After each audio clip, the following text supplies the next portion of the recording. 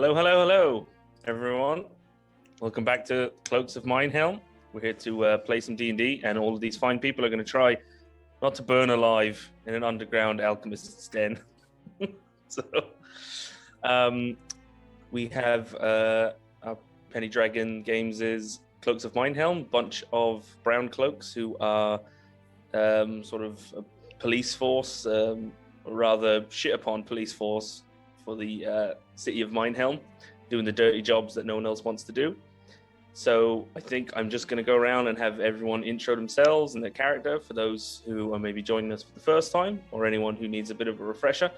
So I'm just going to go on my screen. Oh, I'm Ben, by the way, DMing. And to my right on my video call is Paddy. I'm Paddy. I play Vorden. My microphone is on, yeah. And Vorden is a fighter, and he's kind of like old and gruff and grumpy, and he may have a few fingers and a few toes missing from his previous experiences working for the Brown Cloaks. Yep. Michaela, who do we have? Hi, I'm Kayla. I'm playing Navani, and she is Pouch's big sister. She is a paladin, and yeah, that's me. Yeah. Kyle, speak of the devil. Speaking of, so I'm playing the aforementioned Pouches, who's Tram Pouch's scribe, a hedge wizard who has joined up with the Brown Cloaks and who really likes magic. Yeah, a little too much. A little too much. A little too much. Boyd. Hey, what's up? My name's Boyd, and I'll be playing Dural Stonehelm. He's a dwarf homebrew class called Pugilist. It's sort of more of a strength-based monk. Mm-hmm. Yeah. And last but not least, Fona. Hi, I'm playing Andy, who's a human rogue, and she's here to get out of being in prison, basically. So. Yeah, as good a motivation as any. So just before we kick off into the recap and everything, I think Paddy might have a few announcements about Penny Dragon Games products. Yeah, just be very brief. We are nearing the end of our Kickstarter for Mag of Holding, Pirates and Seafaring.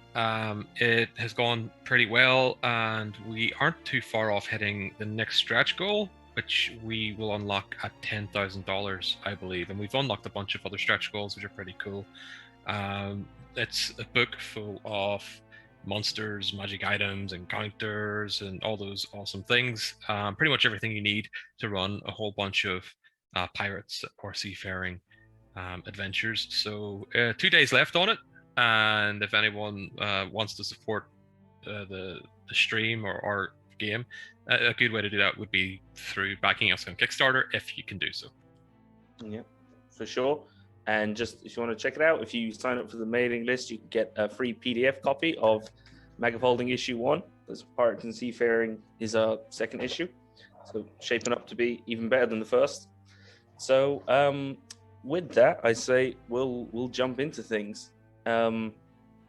So last week, the Brown Cloaks were pursuing, or were sent to basically raid this underground alchemist's den, who was producing alchemist's fire for like Molotov cocktails for one of Mindhelm's criminal gangs, the Butchers, who were firebombing the businesses of a rival gang, the Potters.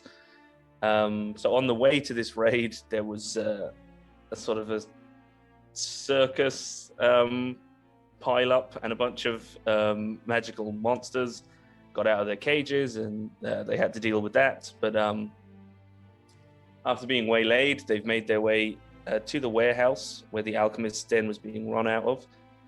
And they almost got blowed up by some crossbowmen who were firing incendiary bolts, some sort of crossbow bolts with a big payload of explosives on the tip.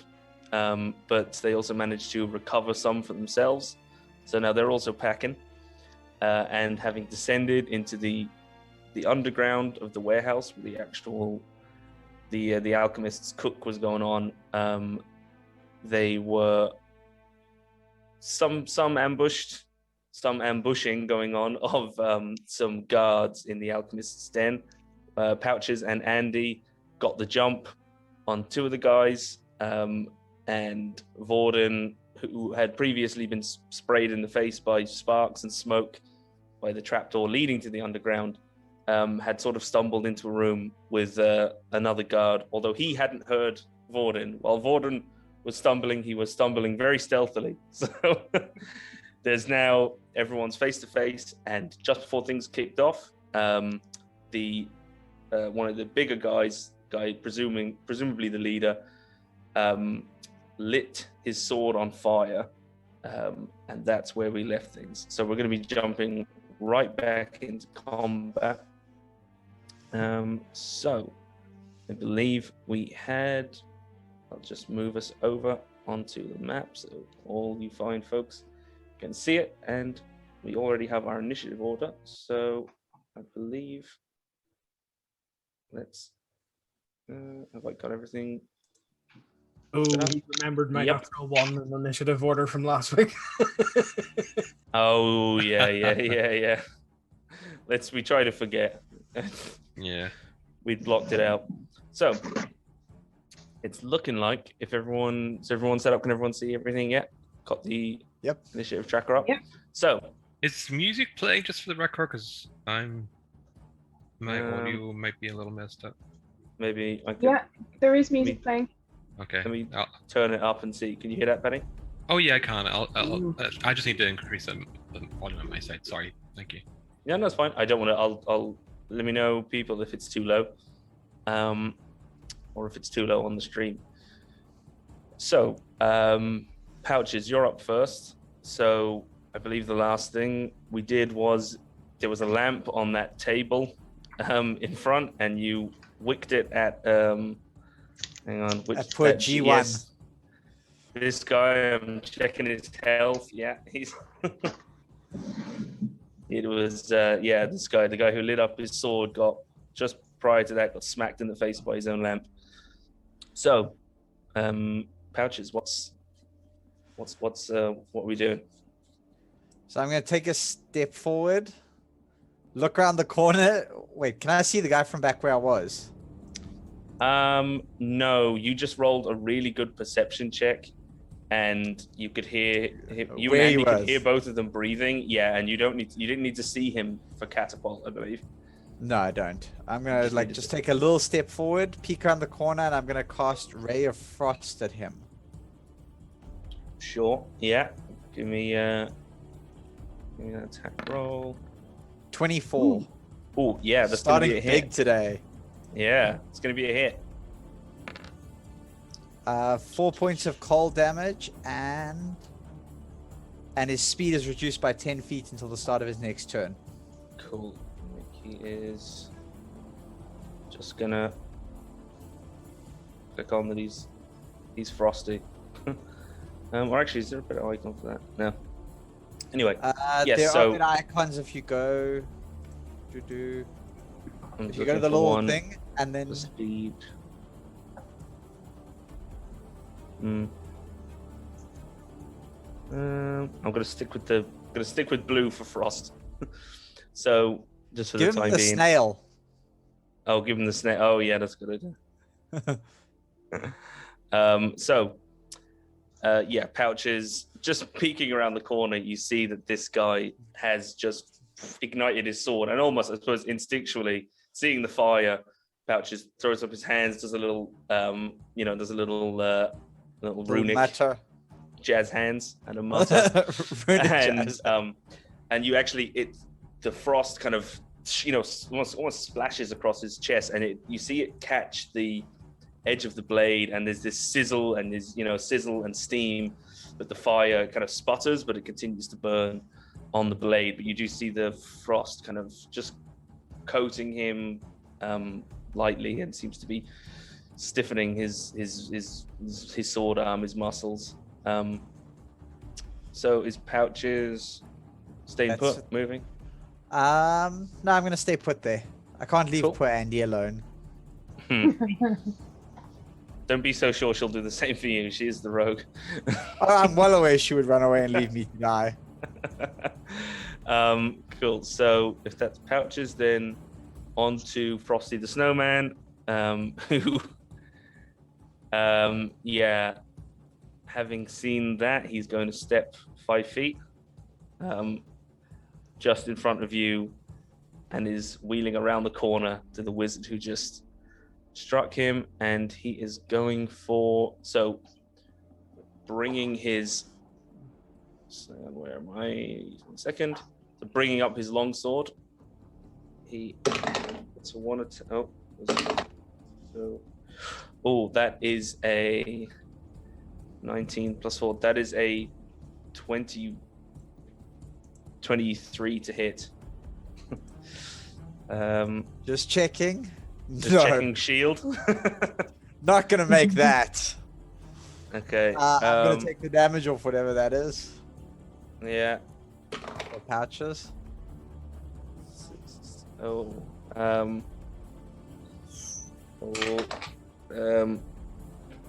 Damn, Jesus. So this guy comes in and carves through Pouches. The flaming sword cuts across, and that's a total of 11 damage, 8 slashing damage, and 3 fire damage. The wound cuts deep and is immediately cauterized behind you. Feel it sear across your chest. Well, I'm still alive. Still alive. For now. Oh, but he's he's actually just catches you so vigorously in the chest that he carves once, and Pouches kind of stumbles back a bit. So then this guy, his reaction isn't quick enough with the frost. He kind of brings the sword around for a backslash, but Pouches is already gone because a 7 is not going to hit on his second attack. I was going to say my armor's pretty low. You should be able to get it. No, it's a 7. He rolled a 19 and then a 3, so very, very good, very bad. But then he is just holding firm, just staring into your eyes, menacingly, not lovingly. And then it is Gonna be Andy. saying, why can't we be friends? Andy. So am I remembering right from last week? These guys are in chainmail. Sorry. The guy who just attacked Pouches, who seems to be like a little bit like boss, he's wearing ringmail, so slightly weaker than chainmail, but he's wearing essentially like heavy armor, ringmail, and then the other guy, it looks like he's wearing padded armor, probably because of they're carrying flammable swords. So they're like those stuntmen, you know. They got those big padded suits. Okay, so Andy was first of all going to just attack with her shortbow G2, or the second guy. But seeing what the guy has just done to Pouches and the fact that he's in the heavier armor, she's going to pull one of her armor piercing arrows instead of her normal. So I'm pretty sure that just basically it reduces their armor to nothing. So it'll be 10 plus his dex as if he was not wearing any armor. Yeah. Yeah, so she's going to attack him with that. Come on. So that's a 21 to hit. Oh, yeah, that hits his AC of 10 without the armor. Gore. So I get the sneak though because Pouches is right on top of him as well. So he takes 12 damage altogether. Yeah. Pouches is bleeding. It's just very distracting. Pouches bleeding all over him. So you can get the... No blood actually because the wound's cauterized. So 12. Yeah, another... Okay. Yeah, so this arrow slams. It just goes straight. It goes like basically straight through, in between two of the rings where they're connected. It just strikes right in the middle, and it just splits the two rings apart, and just drives right into his spine. He Pouches that he's taking up most of this corridor, It's kind of 5 foot wide, maybe about 7 foot tall. But he's quite tall. So you can't see Andy. You just see this guy like howl and just and he's like spit flies in your face, and he like staggers forward. And you actually hear the sound as it like punctures the flesh. It's like there's a little sort of crinkling sound as clearly the muscles of his back are frosted over. So this like punches through the ring mail and punches through his like kind of freezing back muscles. And he is not looking good. He's kind of gritting his teeth in Pouch's face, and So then Andy's raging. she's gonna scoot sort of like a little bit round the table, still hunkered down, to be hopefully in this smaller room. I don't think it matters, but she's hoping to be a little bit further away from these dudes than she was, where she was. Okay. That is all Andy is up to. Is that a bonus action hide, kind of actually attempting to hide behind the table, or just like I feel like a table isn't a very good spot to hide No. behind, so no, I think it's just a movement. It's not like a bonus action. It's just a little bit of movement to try and be a little bit further away from G2. Sure. Yeah. Well, because the table would be, you wouldn't be able to go, you'd have to climb over the table to go straight from, kind of vault over it like you did. So if that's Andy, then we're on to Vorden. So this guy is here in this, you gotta look, it looks like a storeroom, probably for these dudes. And this guy was hiding around the corner, but you didn't see him and he didn't hear you. So you're both kind of like, and you got off the line first. Cool. Okay. So Vorden wasn't too sure as to what to do, but hearing that there's some sort of conflict, from all the screaming and shouting and stuff down the corridor, he's going to just go into fight mode and attack this guy with his rapier. He's currently holding a rapier and a shield. So, sure. Let's see. Yeah, but because your sergeant did say that, as far as they were aware, this alchemist had got probably mercenaries.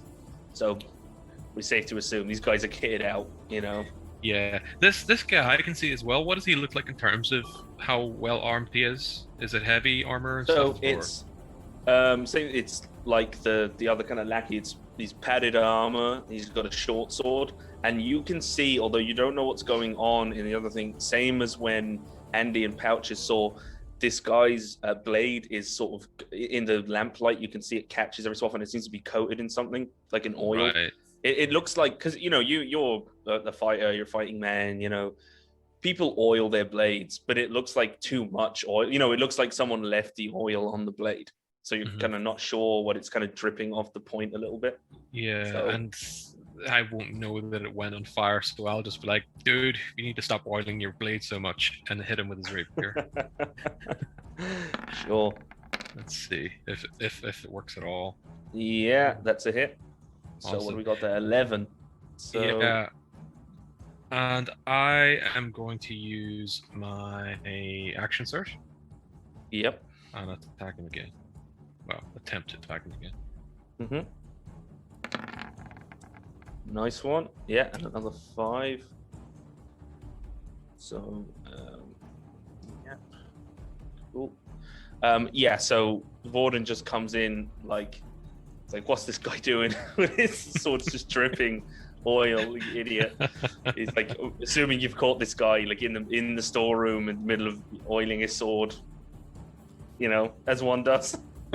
He snuck away to oil his sword in the closet, So he just comes in, whips out his own sword, pokes him a couple times. Then so Vorden comes in, kind of. I'm gonna say slashes. It's a rapier. He should be stabbing, but now I can't get it out of my head. So I'm just gonna say he Zorros him with the blade, and carves him up real nice. Through the instead of padded a armor. Z, I carve a V for Vorden. Exactly. So just up, down to the nail. It just Little carves V for right through the Vendetta padded armor. action. Yeah, exactly. So just splits the padded armor. You see blood. You see the blood soaking into the padding of this kind of big thick gambeson that this guy's wearing. And is Vorden holding firm? Is he attempting to get a bit of distance? He's just gonna hold his ground. Sure. So that brings us then to guard number 2, who is seeing that his boss has just been attacked by Andy's shot in the back, and he can't get around anyway. He's gonna move 5, 10. I suppose he'll move this way. And Andy, he's going to take 2 swings at you. The first one is an 8 to hit, so No, have to assume that's a miss. I duck and dodge. Oh, sorry. As he does that, as he comes towards you, you see him pull out like a little tinderbox, and he sparks. His blade lights up on fire as his bonus action. So you can feel the heat coming off. Even as it misses you, you just kind of feel your face, flush with heat as it goes past. But he misses again, and quite possibly seeing his boss be so damaged. He's maybe not on top of his game, but he's kind of swinging wildly, and with this fiery weapon, he doesn't seem as confident with it as his boss, and Andy's just too quick. He's kind of ducking, behind the table. He slams the sword on the second swing, and it strikes the table, and it kind of, he gets it jammed, and he completely misses you on the second one. He rolled a 2. Oh. So that was him, and it's Navani. So obviously you see Vorden attacking someone ahead. Pouches and Andy seem to be in some kind of scuffle down the corridor. So I'm gonna run and try and put myself between Geebag number 1 and Pouches. Sure. that is what that stands for. Yeah, and then I'm going to 2-handed Warhammer. Well, you'll have to, because you can't occupy the same space as Pouches, so you'll have to. Can I move in? Or no, I can't do that either, can I? You can't in turn occupying the same space as someone else. You can move through them. Because you can move through an ally, what you could try do is just, because it's probably something Navani would attempt, you could move through Pouches and attempt to shove. It would use the action, so it would be an attack. You could try and shove your man out of the way and basically clear the corridor. Bull rush him. Yeah. Yeah. So that's. Yeah, let's do that. I'll double check. It should just be. It's an opposed strength check. It's opposed. Yeah, it's opposed. Is it opposed? Yeah, it's opposed strength, isn't it? It's. So I just give you a strength check. Yeah. I just want athletics. Is it athletics? Yeah, it's athletics. Yeah, it's athletics. And the defender can choose either acrobatics or athletics. So just works same as a grapple. Yeah. Pretty much. Okay. Yeah. Athletics then. I'm gonna go with. Yep. All right. Ooh, 18. Oh yeah, it's 12. So he's pretty rough. Navani just rushes forward, and just he's on his last legs. He's been bruised. You can see his face, his chest was a bit burnt from where the lamp hit him. He's just arrow was driven into his back, and actually as Navani plows forward, sends him flying, he crashes into the table, and he was on his last legs, and as he crashes into the table, he takes 4 bludgeoning damage, and actually he cracks his head, and as you knock him into the table, he lands on his back, and the armor-piercing arrow that was in his spine gets jammed basically forward and driven back through his body, and because you didn't know he had an arrow in his back, so you knock him onto the table, and this arrow just goes out through his chest, and he drops the flaming sword onto the ground, and he is dead. Sweet. Yeah. Getting aliens to flashbacks. That's exactly what I thought of too. Yeah. So yeah, Navani just. So yeah, you can move. Obviously, move into the next space, so you can. Yeah.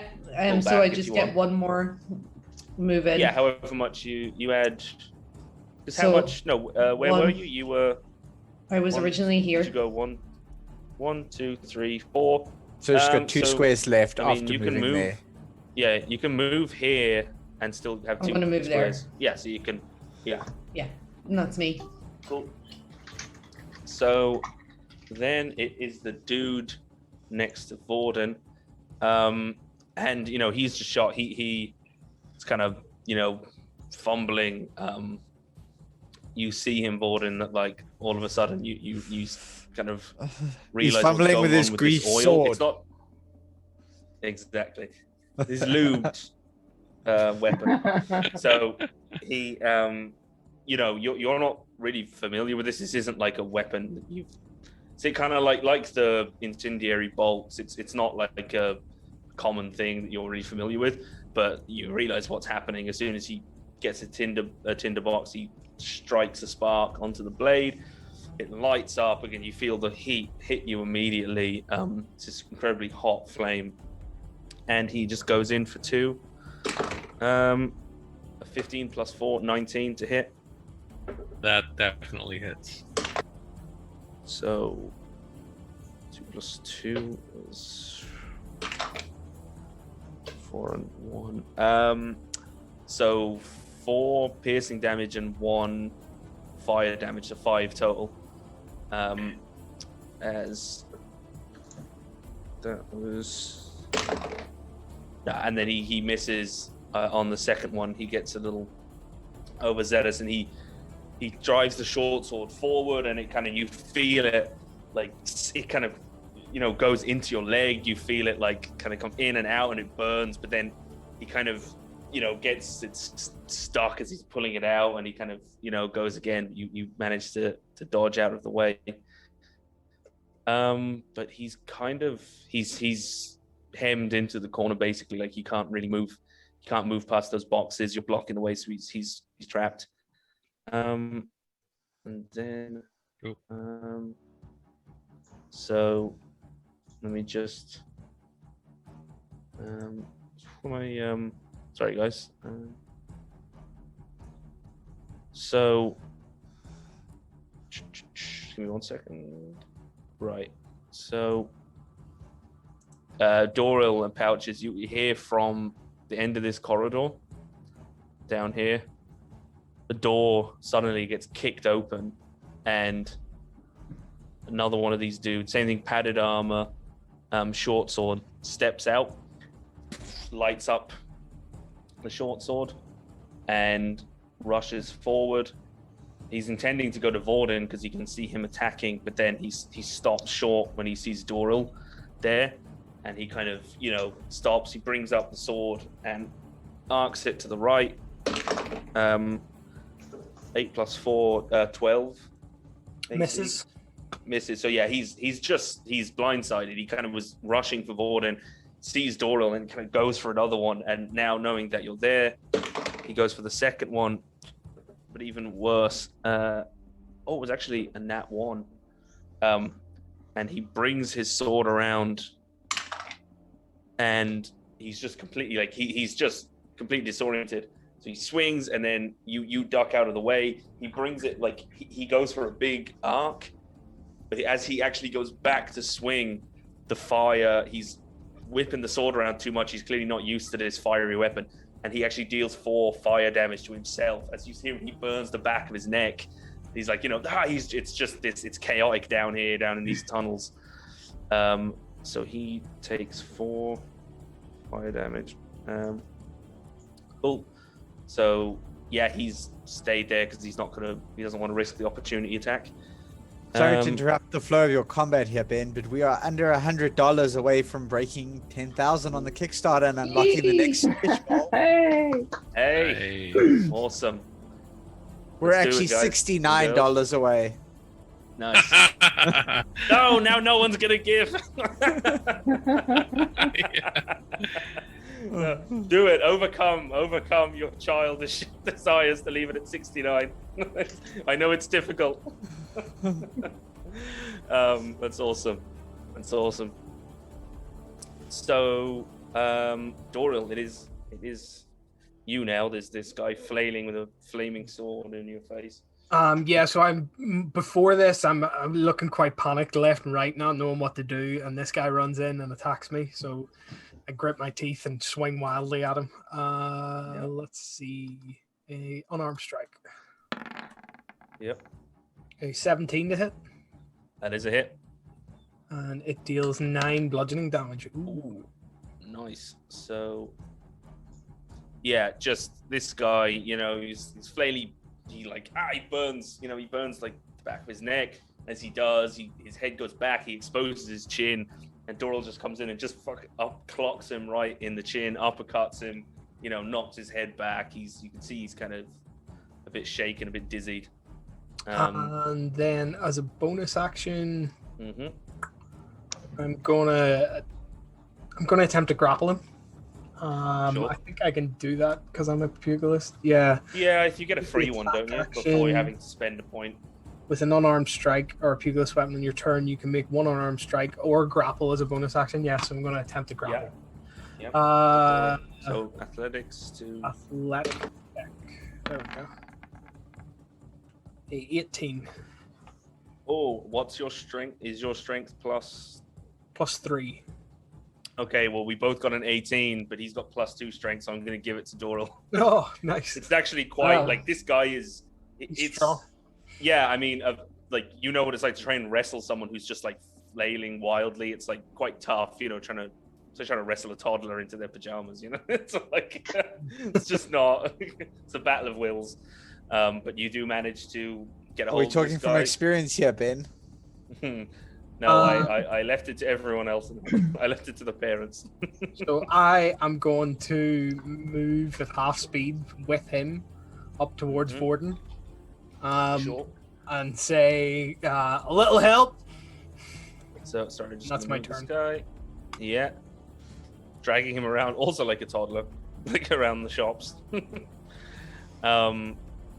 So that means we're back to pouches. Okay, I'm gonna look to the one side, look to the other side, and be like, who's actually got this more? And I'm gonna move over here, and I'm just gonna cast a chill touch. Cool. No, yeah, chill touch. Yeah, chill. Okay, chill touch. Ray of Frost, sorry, because I don't Oh, yeah, have well. chill touch. It 15. sounds, it sounds like the ice one. Yeah. Let me double check. That's a hit. For 6 points of cold damage. Hey, And again, he's also a snail man. he's a snail man. Yeah, so he is slowed. The frost has actually started to. He is dead, but the frost has started to dissipate off the boss man. So yeah, is that pouches? Yep, that's me. Cool. So, this guy is. Oh, sorry, I should delete you, man. So he's dead. So it's Andy. So now that he's so close, Andy's just gonna take her dagger and stab a dude. Yeah. So she will stabby. Where's my dice? 23 to Very hit. nice. Yeah. So again, adding the sneak this time. So that's 11. Ooh. And then she also wants to follow up with another stabby with her other dagger. I just want to check though, because I don't have 2 weapon fighting, so the second attack No, you won't get. doesn't do. Doesn't do the modifier. I assume Andy's just. I mean, you'll be able to pick it up fairly easily, but just for the sake of action economy, I assume Andy's just kind of dropped her bow and pulled the 2 daggers. Yeah, it's basically Okay. on her feet. She had her daggers kind Or- of ready when we were coming down anyway. Well, actually, I'm not sure if you can draw 2 weapons on Oh, the same in turn. the same round. I don't think I No. can because I have one It's the dagger same as kind of draw, ready. stow. Yeah. yeah. Okay. You can attack once around as well, so you wouldn't get that. Well, I think if I'm not mistaken, I think anyone can do the offhand attack, but they don't get the You don't get that proficiency. you don't get the mod. You don't get the proficiencies, and I think you have to have the weapon already in hand. Yeah, so, unfortunately, um, but he's still pretty wounded. He's after getting shanked. Pretty can I bad, clock him one with my fist? Like my fist is in my hand, so. Hang on. I should probably break her fist if I try that though. I probably think shouldn't do so. that. Let me double check. Because I don't want to. Just want to double check this now. Because I think, I want to say you can. You can attack with a different light melee weapon that you're holding in the other hand. Oh yes, it has to be. Yeah. So I think no, it has to be doesn't. a weapon. So no, that's it for me. No, but I will it has to use have the light property. Yeah. I'll use a bonus to disengage, and then I'm going to move back to Sure. here. Cool. Which brings us back to Vorden.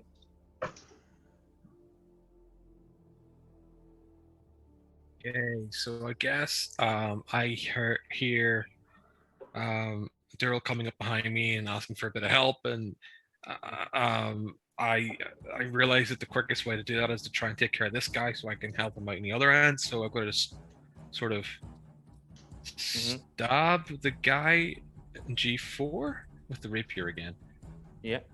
Oh, actually, just before I do this, because this guy kicked open the door, so you can actually see. We can assume that the door is gonna, off its hinges. Sorry. Right, so I'll just roll for that. Give me a second. Yeah. I don't have my second screen right now, so I'm struggling with my real estate. No. Oh no! Unfortunately, Doral is just distracted, dragging this guy up the hallway. And I turn to Daryl and say, I'll be with you in a minute. Yeah, it's like, what a bizarre scene. Dragging this guy who's like a good 1.5 feet taller than him, just like muscles bulging, just dragging this guy up the hall. Is that Yeah, I was thinking of doing something else, but I think I'll leave it for now. not time for second wind yet? Yeah, exactly. So it is this guy. It's G2. He is slowed. So,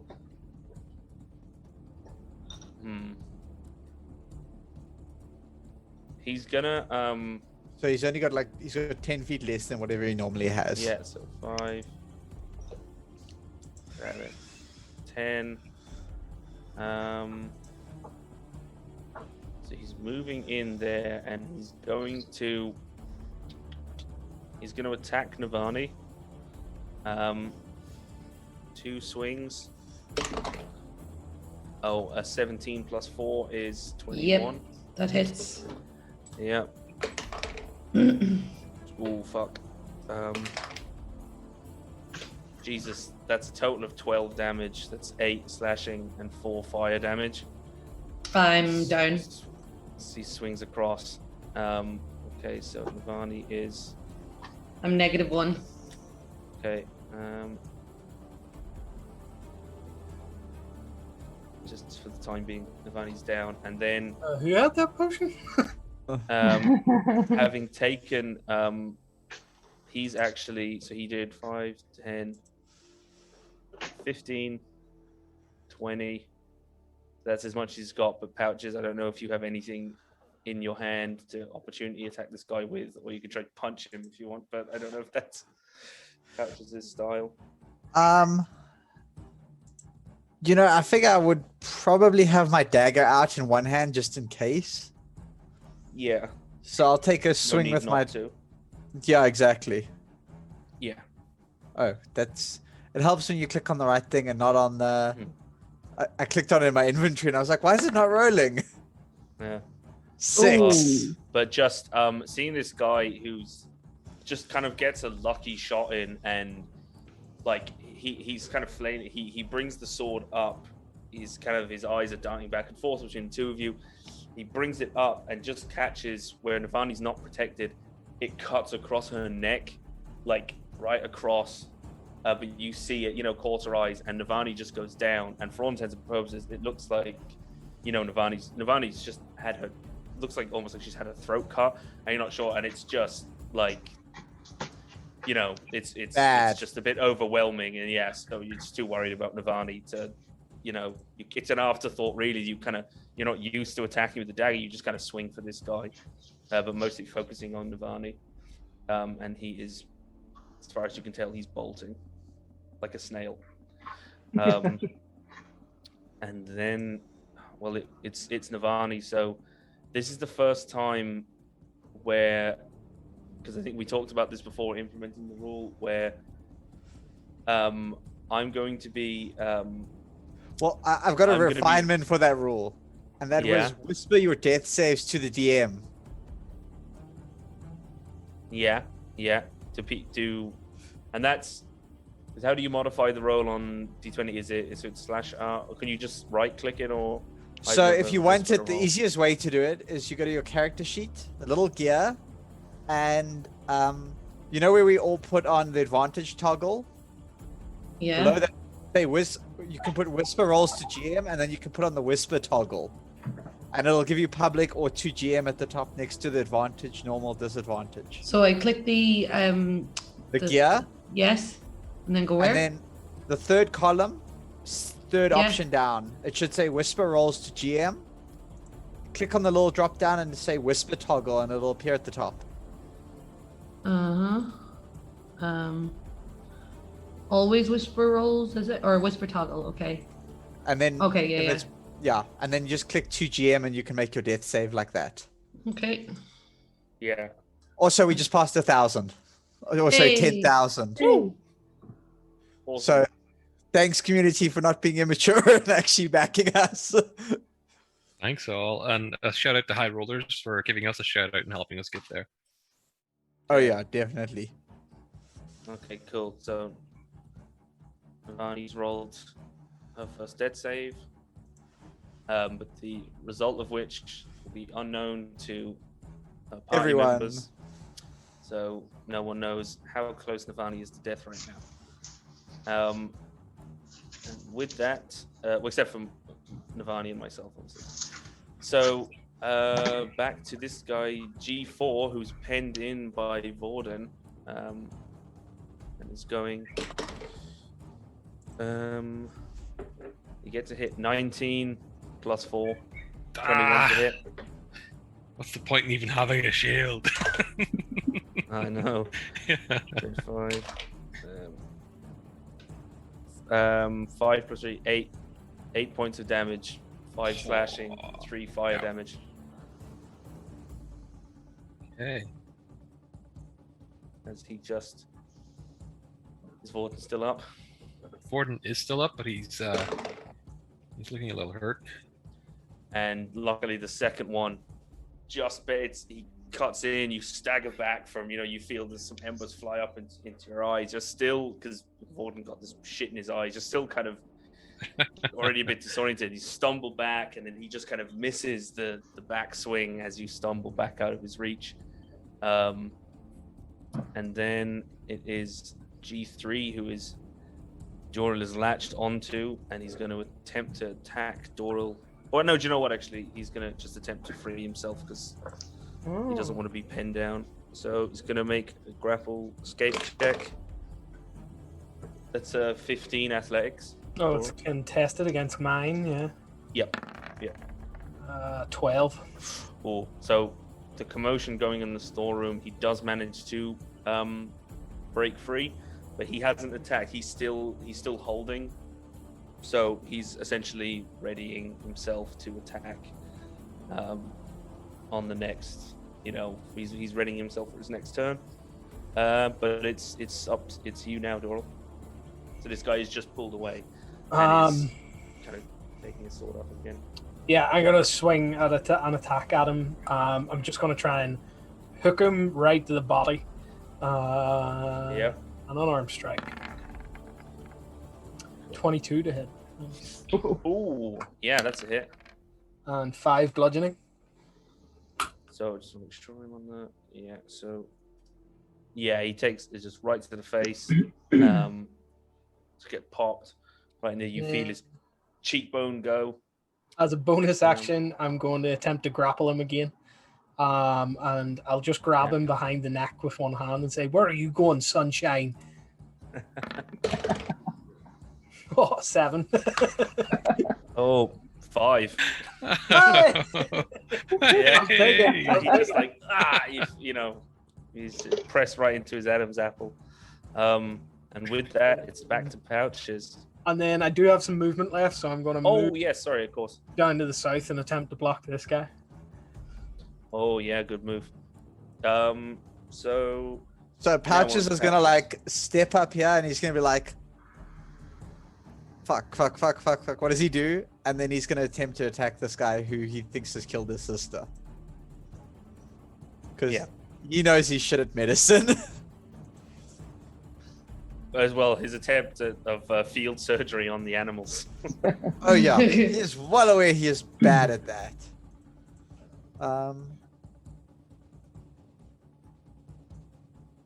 And you know what? Well, to be fair, the class He most wants to make famed this for guy suffer. Fireball. Yeah. Okay. So he's gonna go magic missile. Ooh. Okay. So 5 points off the first missile, 2 off the second, and 3 off the third. So 10 points of force damage into this guy's back. Oh yeah. So And he's just gonna like walk down the corridors. He's firing these like doof, doof, doof, into this guy. Pouch is just stern faced, just rage, sorrow building up in him. Is he thinks essentially this guy's killed his sister, and he's just like it's not the precision. He's just like fucking almost throwing these things like little javelins, and one goes right in through his liver, and another one strikes him in the neck, and then by the he fires, what was it, 3 or 4? It's 3, right? But yeah, you realize that after the first one, he was already dead, and it's just like, but chunks of him are being blown off. You see, his face just kind of Doral, like a part of his face just like explodes, and out through his cheekbone, this magic missile just explodes, and he drops to the ground, dead as a dodo. And yeah, it is then, assuming his pouch is moving back or staying there. For now, Pouch is just gonna like look down at this guy like dead on the ground and like this bloody spattered mess. Mm-hmm. Yeah. He's just been riddled. So Andy. So Andy is going to move 5, 10, 15 over to Navani, and I'm going to attempt... Oh, sorry, actually, I should say, because of course you're in this room now, because I didn't do it at the end of the last stream, but to be fair, you'd be able to kind of see, down the way. Would we also be able to see down the other way? Because Yeah. myself and Pouches were Yeah. both down there.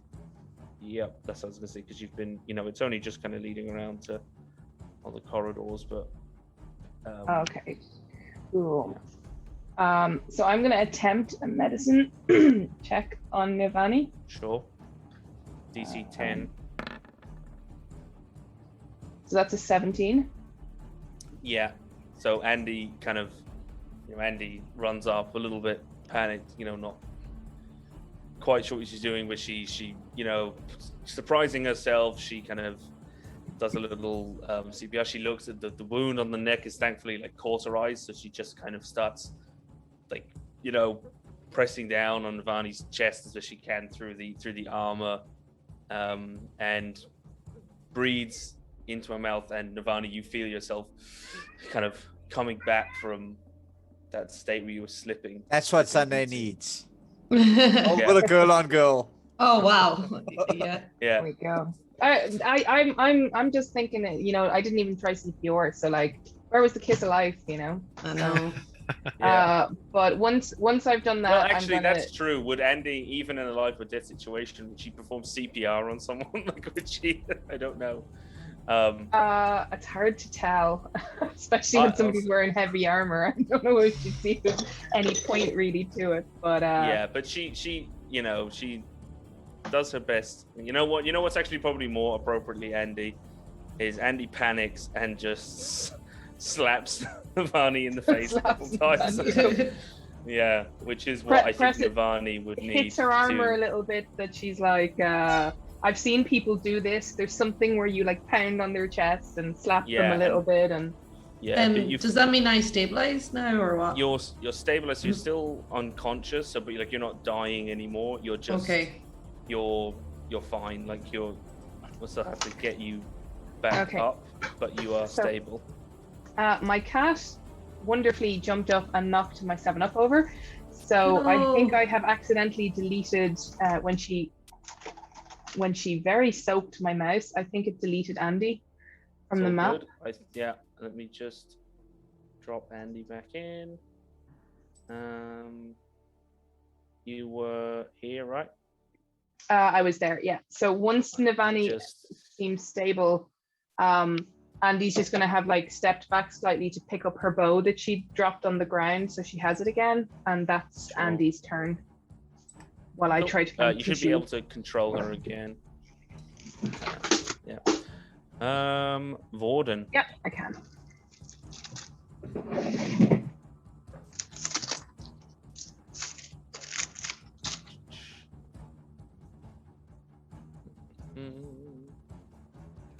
Get my mute off. Sitting here talking to myself. Vorden's just gonna do the same. He's kind of like a one-trick pony at this stage. So hold on. Streamlabs open to my laptop all of a sudden, and it's gonna kill everything. I'm gonna close it. So he's just gonna kind of like take a little bit of a step back, just seeing that this guy's still pretty dangerous, and his flaming blade is really stung the last time it hit, and he's going to say, "Haven't your parents ever told you that children that play with fire get burned?" And try and just poke him with his rapier. And it does. Ooh. Yes. Although damage was pretty pathetic. But as if to punctuate your point, you drive the rapier through his neck, and then in out there's a breath, and nothing happens, and then just starts gouting blood from his jugular, and he's dead. And he just falters and like hits the wall, and then just slumps down to a seated position. And just as a bonus action, I am going to use second. No. Second wind. I don't know if I have my Vipe pen actually. I might double check if it's in that red bag over there. Navani, you're unmuted. Unmuted. Sorry. I need to figure out how to do this. So good. Bonus action. Second wind. Yeah.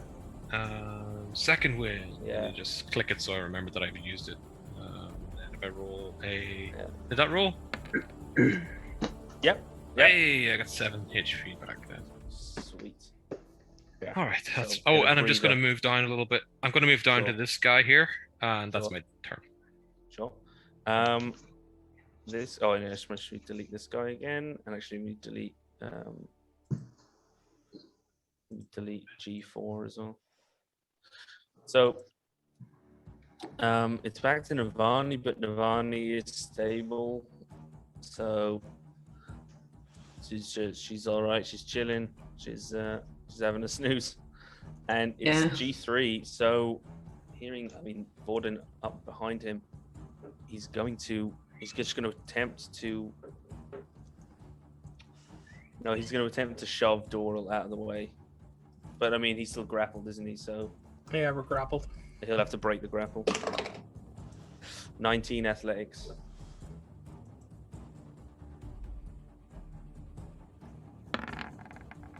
Oh, 13. So he's not grappled, but he can't move through you, so he is kind of just standing there.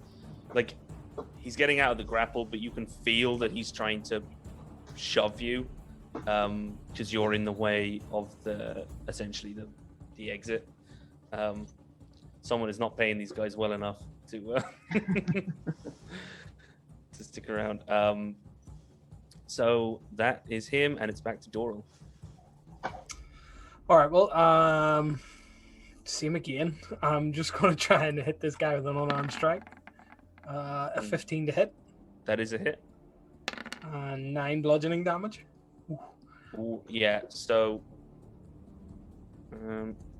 this guy, like, you've got this guy around the neck, as you said, and you were like kind of dragging him back. He manages to slip an arm up, underneath yours, and break the grapple, pull your arm from around his neck. As he does that, your arm is swung back, but you just, as he's freed, you just like, oh, just fuck this. You just bring it back forward, and you see you hit him right between you. You feel it just crush beneath your fist, and then you hear a snap and a sickening crunch, and his face just kind of gets dented in, and he drops to the ground as you just drive his nose bone into his brain. Whoa. And he falls, and that is it. As a bonus action, silent fall. As a bonus action, I jump on top and hit him again once more just to make sure. Yeah, this is a repeat of Doral's go to sleep. Yeah. So that is it. These guys are dead after so after another few seconds, so just after another couple of seconds, most of their swords, intermittently start to gutter out, and the fire fizzles, the fire dissipates. But that is it. It is once again sort of, quiet and still in this underground hideout. I wipe a bit of the viscera that was left on my face from when Pouches killed someone beside me, and I say, we've got to stop killing these people. I go into these fights thinking I'm going to grab one of them, it's going to be fine, we're going to have a chat afterwards. It never happens, we just end up killing them. Like, Patches doesn't even listen to any of this. He's just like turned around and gone back to check on Navani, and he's like finds her alive and is like, oh, thank God, she's not dead. Andy is breathing. going to loot guard 1's corpse. For a second, I thought you were going to say she's going to loot Navani. Doesn't matter. I don't have anything on me, so. Mainly, she wants to see. So she's fired one crossbow into this, or one arrow into this guy that she kind of wants to see if she can get back. But also, he's the one in the fancy dancy armor, so he seems like Carla the has lucky it. one. Give me a medicine check, because you're essentially trying to recover this arrow from this guy's, but you're trying to pull it through the rest, the other half of it through his meat Without damaging it. No. Yeah, Okay, without here we breaking the go. shaft of the arrow. Or No, wait. Oh, there we go. I did roll. Okay. 11. Okay, I think my mouse is Say actually going that- bad. Oh, is it? Oh. Unfortunately, the arrow does, you've almost got it out, you get it most of the way, and then it just, right at the end, it hits something. You think it snags on one of the rings of the ring mail, and it just snaps a little bit, and the fletching, the flight at the back of the bolt, or the arrow rather, snaps off. So you could maybe salvage the arrowhead and see if you could get another one made, but until you get it maybe put on a new shaft, you won't be able to fire that armor-piercing arrow, because it just won't. So many opportunities in that speech. I know. I am was like, going to keep. I don't know what to say besides shaft. I can't think of another. The wood, that's not any better. She is going to keep the head because it is unusual, but yes. Yeah, because you see it's this very heavy metal, and it seems No, it's ridged. It's ribbed in a certain way. No. Yeah, Christ. I am not interfering with the Um, corpse in that way. I am just trying to check its pockets. There's nothing wrong with a little bit of harmless necrophilia. Yeah, I'm not doing anything sinister. I'm just looting a dead man. Yeah. But did you say you are looking over to see kind of what he might have on him? Oh yeah, I'm going Um, through all his pockets. Yeah, so it's if you go through his pocket, he doesn't have anything, too well hidden, and there's not any need for a second medicine check to find anything else. So he's wearing ring mail. So apart from the one little broken bit, like it's completely salvageable. So there's a suit of ring mail, which is heavy armor, that is AC 14, and it's just it doesn't bother with putting your dex bonus into account, positive or negative. And actually, I'll double check. I'm actually not sure. I think there might not be a strength requirement on ring mail like there is on the other heavy armor. He is carrying a long sword, but you can see after the flame has gone out, there's a little bit of like some kind of a residue or a little bit of a patina on the blade, like almost like. I'm not sure if anyone, I think it's mentioned, if anyone read the Song of Ice and Fire books, where I know he was in the Game of Thrones show as well, where Thoros of Myr uses a wildfire on his blade, and it looks very good, but repeated use seems to damage the blade, Yeah. So he would be Setting your blades on fire is a bad idea for anyone. Yeah, so exactly. Melty So no, it's not melted. It just warps and makes it Yeah. super brittle. So yeah. So it's a kind of it's a flashy. It's not a It's long-term stupid idea. solution. Yeah, it's not a long-term solution. So the longsword, but it seems to be like it would work perfectly fine for the time being. He is carrying. So I'm actually just going to drop this in to our chat. But he's carrying some, some coin on him: 13 gold, 34 silver, 40 copper pieces, and he has left one little phial. It's in this like little clay phial stoppered with cork. The blade oil. It's called Dragon Spit. So if you applying the oil to a weapon takes 1 minute, and as a bonus action, you can ignite the oil using a suitable tool like a tinderbox or whatever you might have on you, or a torch. So the weapon burns for a number of rounds equal to 1d4 plus your proficiency bonus, and while burning, the weapon deals an extra 1d4 damage on a hit. For every 10 rounds that the weapon burns, it takes a permanent and cumulative -1 penalty to its attack and damage rolls. And if the weapon's attack and damage bonus reaches 0 as a result of the Dragon Spit oil, it's destroyed. So that's how the Dragon Spit works. So again, you can coat your weapons with this, light it on fire, do some extra damage, but for every 10 rounds that the weapon is burned, it takes a -1 permanently until eventually it just becomes too damaged. Are you splitting the gold with everyone, or are you going to keep it all, Andy? I think for now she's just kind of piling it all together while she sees what there is to see. She's keeping her arrowhead for sure, but she's not trying to hide this in any way. Plus, between the sword and the mail being the two main valuable items, the gold isn't that big a deal. I think ring mail is heavy armor.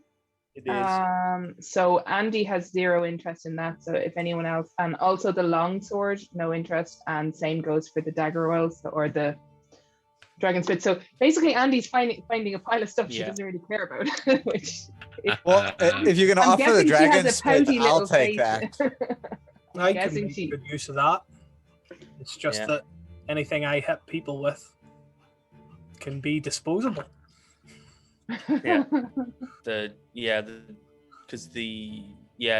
oil is, it has to be a metal. I mean, obviously, if you light a club on fire, it might last for 1 round, but it's gonna quickly. What about if he burn. lights his own fists on fire? No, I was more.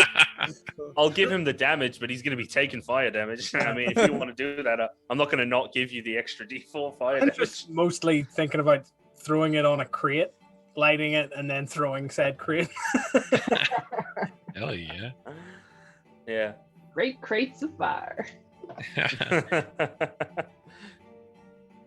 You also would have accepted crate balls of fire. Oh, that would have been better. It was still good. So yeah, that's so basically, hang on. Right, so basically, unless someone has a means to heal Navani, it's gonna take could be an hour. Oh, sorry, if there's a lot of noise, there's a man driving around the house to collect the bouncy castle that was here for all the kids were here. So if there is noise, I apologize. Yeah, I'm gonna need to For our rest up. viewers, it was Ben's nieces and nephews. He's not some kind of creepy weirdo that just puts bouncy castles in his back garden. Yeah, good to clarify Yes, that. should clarify. So Well, it's could gonna Navani be- take a short rest basically while the rest of us, if this is quiet down here at the minute and we were just going to Mhm. explore the ruins of. So the rules for it is she's going to wake up in Yeah. 1d4 hours. So Yes, she's so not short she's gonna- resting because she's unconscious. Oh, Yeah. okay. Yes, it went well, thankfully. It's only going to take an hour. So if a short rest is taken around that time, Navani will wake up with 1 HP. Did we find a potion before, just for the record? I think, or did we not? I'm just wondering. I don't think so. Okay. I'm I going to just asked- like wander wanted down to- here. I wanted to Can- kind of get some before we headed down here, and I've used all my lay on hands as well. So like I'm Mhm. tapped. I've got nothing right now. We heard about a It's person probably- last stream who could possibly make us one. Yeah. As them Or they might have one to sell. In the drain, yeah. Can Vorden just look around that little room for Yep, anything what I'm going to useful? do. Just is- whenever it comes to it. Yeah, I'm going to assume. I mean, I might just kind of reveal a little bit. Like, are people, I assume, going to go into this room that the guy was in and all that? So, Well, I may Andy's just- Andy's planning to go down up here a little bit to see what's up this corridor as well. Yeah. so I'll open that just- door and just, I'll just give a little bit of an investigation through this room. Sure. See if I can Um, find his valuables. Yeah, sure. So, give me 2 seconds, guys. So,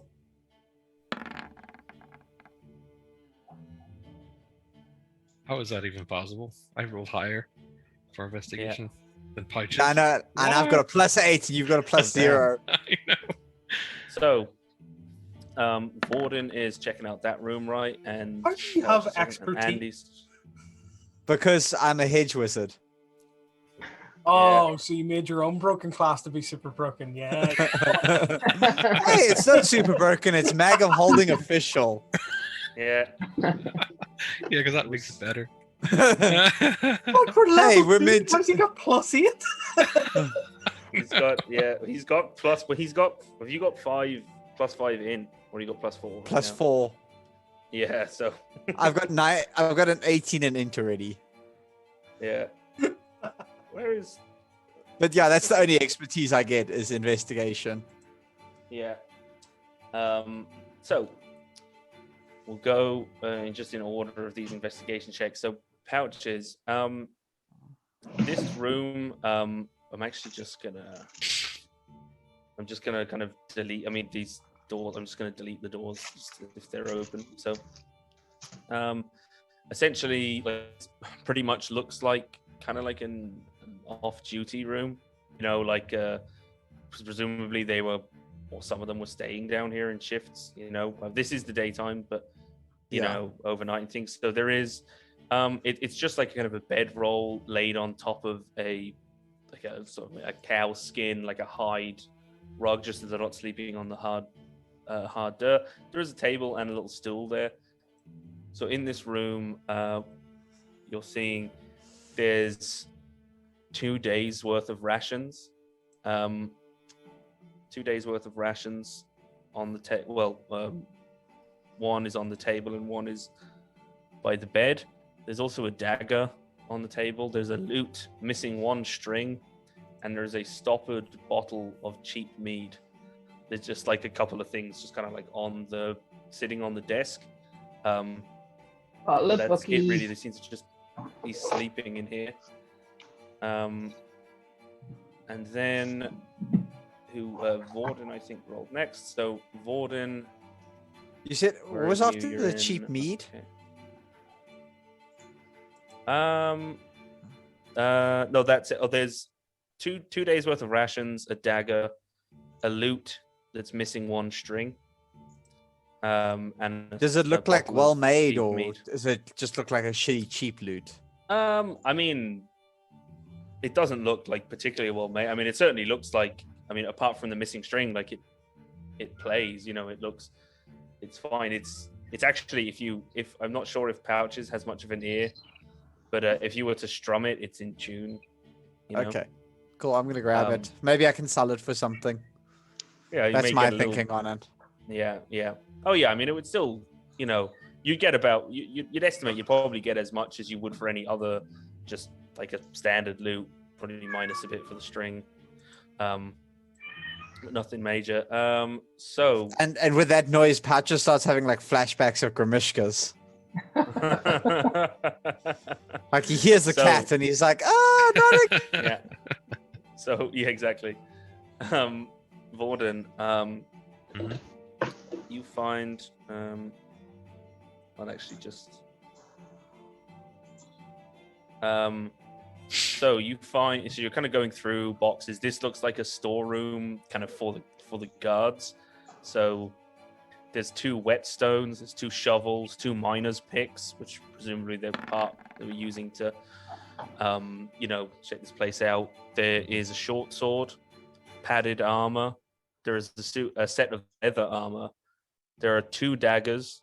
There's a light crossbow, and in the corner there is a barrel of ale. So a gallon's worth of ale in the corner. Okay, The sorry. Also, assuming people are checking the other guys' bodies, I don't know. Similar thing. Speaking about that, basically, Durrell has this inner monologue going on where he's like, I don't want to lower myself to the same fucking interest I find myself surrounded by. But then Yeah. these guys are definitely bad guys, and they have, like, I'm doing a police investigation, and I've got to check their bodies, and he Yep. nakedly attempts to look through their pockets. Yeah. So just before that, just before cutting to that, Vorden is kind of looking over this place, and as you kind of pick up the barrel of ale, and you're kind of wrestling with it, tipping it back and forth. It's like, oh, it's pretty full because you got to move it, and it's sloshing around. It's like, oh, it's pretty heavy ale. And actually, as you're moving it, tucked behind a crate behind the barrel, wrapped in a bit of cloth, because you see a little glow from beneath it. So actually, tucked away, hidden in the back, is a potion of healing. So it seemed to be their sort of emergency stash, Too nice. So there is, yeah.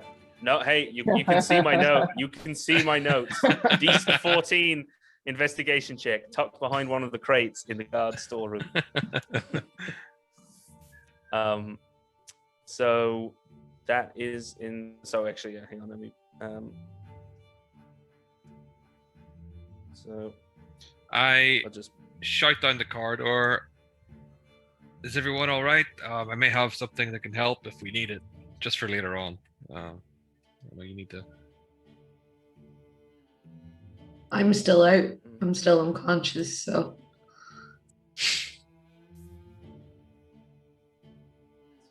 2 seconds, guys. Andy's now like, she's over and way up, so I doubt she hears. Yeah. So Doral, that's what you'll find on Okay. all the guards. So they all have padded armor and a short sword, each of which is has taken 3 rounds worth of damage from the dragon spit, and then assortments of coinage. So as Vorden is shouting there, Andy, you're searching this room. Now this room is kind of different to the guard storeroom, which so you find. Let me see. So, you know, everything's kind of laid out in the open. You know, it's almost like a supply nook. You know, there's a lot of alchemical, some sort of slightly alchemical materials. So you find a square yard of cotton cloth. You find two of them, where there's like they're wrapped little bolts of cloth. You find two more of those incendiary crossbow bolts. They're like stacked in this little quiver, and you find three of those incendiary things, but they're arrows. So there's arrows tipped with like you're assuming that they look like the same thing, you know, the same kind of compound. It's like the tips are metal, but they're dust. Like at a glance, they look rusty, but it's dusted with this sort of very bright orange material. And then you also find a little glass sphere that is filled with smoke. It's like just roiling and twisting. It's just constantly moving.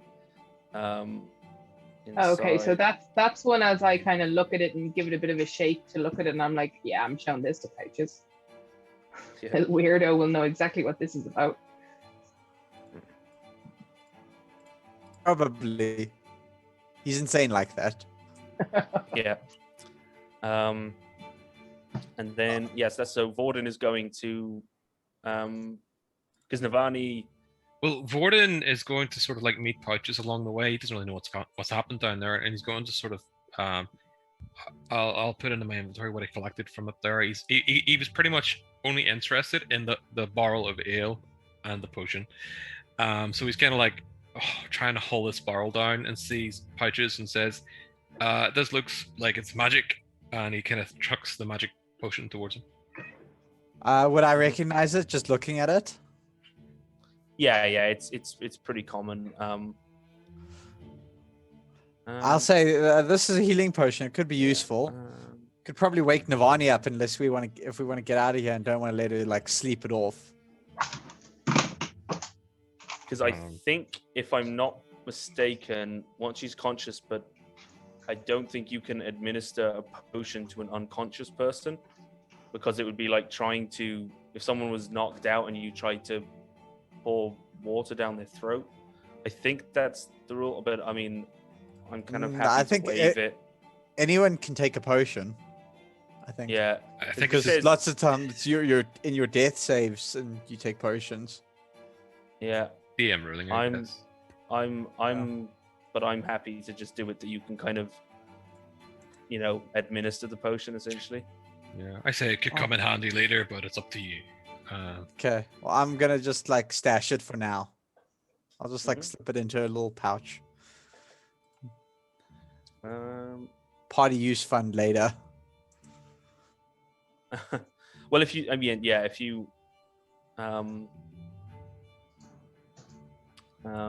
I suppose if you wait an hour, Navani will get 1 hit point plus whatever she gets from the potion. But if she's unconscious and you just give her the potion, she'll miss out on that sweet 1 hit point from coming back to consciousness. Well, like we're here to Andy's way up the corridor, so obviously this is she's not fully involved, but like we're here, if I recall rightly, to try and figure out where the secret lab for creating the alchemist fire is. So like, yeah, I don't see us being able to like bail out of here. So I think we're looking at a short rest so that Navani can get that potion into her. Well, Andy, as you walked, because I mean, I assume I kind of revealed some of this. You glanced down. Yeah, here, I glanced down here. Yeah. So, okay, did you actually walk down there? Once I finished checking all the stuff there, and Vorden was bringing the ale back and all that kind of, or the stuff back, I've gone down that way now. Okay, cool. Unless my mouse puts me in an interdimensional portal again. So there is there's a door here. Just looks much like the door to the kind of the guard sleeping quarters. It's just a regular door. But this one here has a big heavy lock on it, which it has some kind of a symbol on it, and then set like above it, set into the door, are two. Well, it looks like one big overlapping, two overlapping iron rings with symbols on them carved into the metal. Okay, so there's not a hope in hell that Andy, this far away from everybody else, is opening a door. But she is going to nip up here and have a look in this room before she kind of goes back to clue the others into the closed doors. Okay. Yeah. So I assume that's an investigation in here as well. Yeah. Did that roll? Yes, it did. Oh, Jesus. That's nerd. But in the but again, it's things. They're not really. It's not really like things are just kind of stacked on top of boxes and. I'm gonna see if I can catch up with her. Yeah, they're just sort of like piled up, and again, it's more of a supply room. So at a glance, as far as you can tell, nothing is sort of hidden or tucked away necessarily in here. It seems to be that it's made to be accessible. But there are 5 flasks of oil. There are 3 more files, little clay files of that dragon spit oil, and then there are 2 flasks of what pouches or even other would recognize as alchemist's fire, which is it's sort of it's not like radioactive glowing, but it has a subtle glow to it if you were to see it, but it smells quite strong, and it is also in this like clay sort of amphora little container. It's quite volatile, so they keep it in clay. She's going to back away from that and bump into pouches and sort of say... theoretically, it's perfectly safe when it's contained. When it's sealed. Yeah, but I'm not going to have this girl rolling that one to like walk across a flat surface and then bump into I'll quite happily go and collect it. So I'll go into the room, grab it, and come back and be like, what? It's fine. And I'll be like, look, and I'll shake one of the vials. And Andy's going to continue to back away and then get to about here and probably call at the others that there's doors up here. Okay, I had backed away. I mean, my educated guess is it's pretty stable considering they needed fire to set it on fire.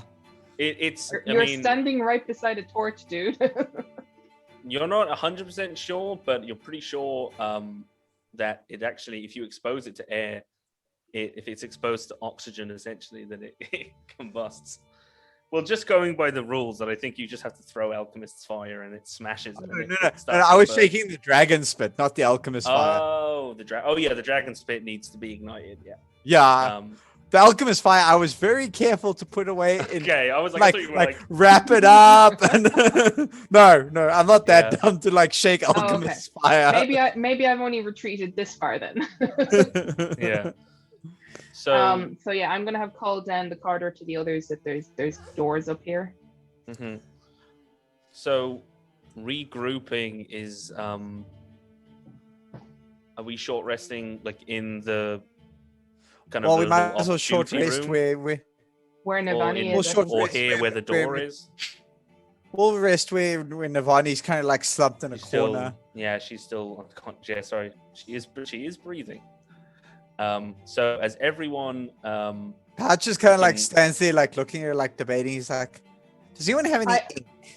I do wonder, should we take these two, G2 and G3, the bodies that are basically in the corridor before us, and drag them up a little bit so that if someone came down the trapdoor, that's a good idea. It's not as immediately obvious that I'll like go and grab G2 and I'll drag him into this room down here and like tuck him into bed. This is why you need a convict on your team. Think like a criminal. So Andy, so if Pouches is going to try and drag G2 down back to bed, Andy's going to suggest to Durrell that he move G3 back up to the room where G4 is. No problem. Being that Andy's not the strongest person on the team, so she's just going to like point and suggest. He actually like as he lifts Okay. the guy off the ground, you can see him visibly wince at the damage he's already done to him. Yeah, it's not pretty, but Andy's just We're going to trying to watch kill this the and flaming wonder once again how somebody that seems to be as soft-hearted as Durrell ended up in the brown cloaks. The rest of He's us just a seem big- more He's just a big Insane. He's just a big jacked teddy bear. So then I'm going to retreat to this he's a good corner boy. and put my back to the two corners and rest. Yeah. So I think with that as Hold on. everyone's I recouped- want to take advantage of a class feature here. I get to just stand in shadow boxes while resting. Everyone else actually rests, but I just do some light shadow boxing and Nice. training, and it counts as resting for me. That's awesome. Nice. Love it. That's savage. I'm imagining Doral like propping one of these guys up and using like Yeah. a training dummy. I considered it, but it seemed a Punch bit- bag. Yeah. Not Doral style. No. We so as everyone's recuperating and kind of if you want to run yourselves through a short rest, and now Navani will come back to 1 hit point but won't get the benefit of short rest because she's been unconscious, unless I'm misinterpreting that, because she was still unconscious. I thought I came back to that's- consciousness and then I was resting. Well, it depends. Well, actually, do you want to wait? Because it'll take an hour for you to come back to consciousness. So do you want to wait an hour and then short rest? Yeah, okay. So we let take me 2 hours check for a if you short can rest benefit then? from a short Is that right? rest. Yeah, Right. so it'll be a 2-hour race down here. I'm good with that. Yep. My I'm- long rest is as a high elf, it's a trance, right? So it's 4 hours. So Yeah. No, that's you yeah, still that's a have long- to. You still have to rest for 8 hours. You just only have to be unconscious for 4 of them. You can take watch. Oh, and right. stuff like that. Yeah, You, don't the have to other sleep. 4 have to be like light activity, taking watch, things like that. right, okay. Just checking. But yeah, So- whatever.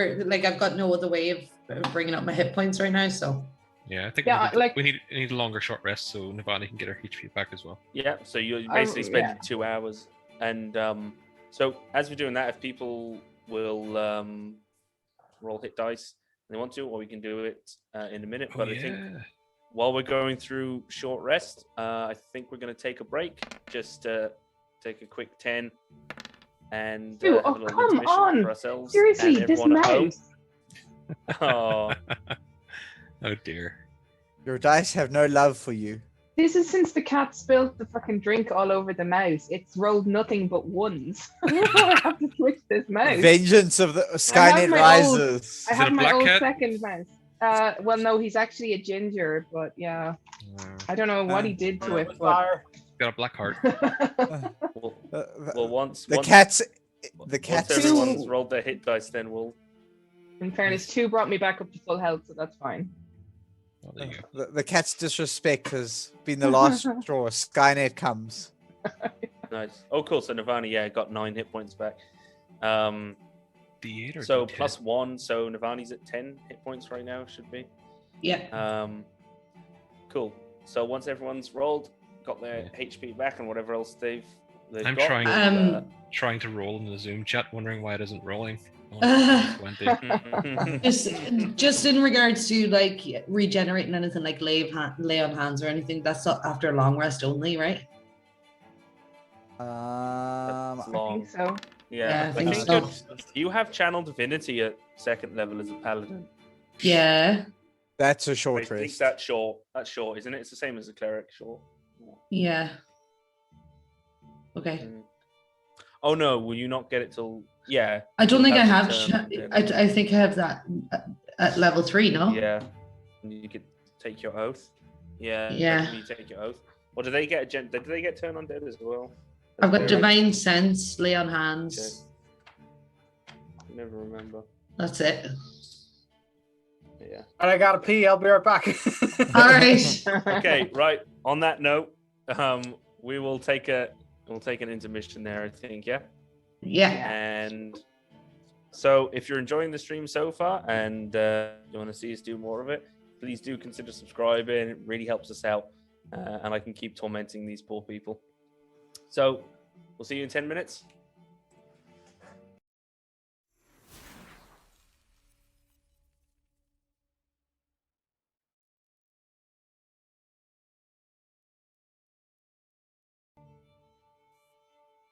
Hey, welcome back, everyone. I needed that break because I hadn't eaten enough pretzels yet tonight, Or leftover Chinese.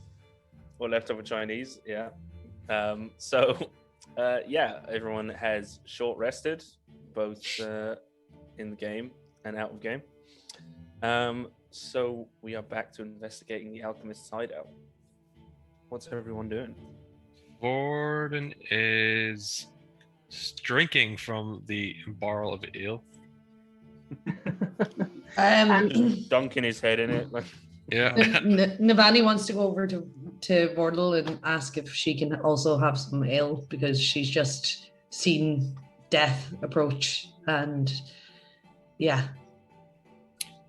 Yeah, he just steps aside and says, "Help yourself. You deserve it."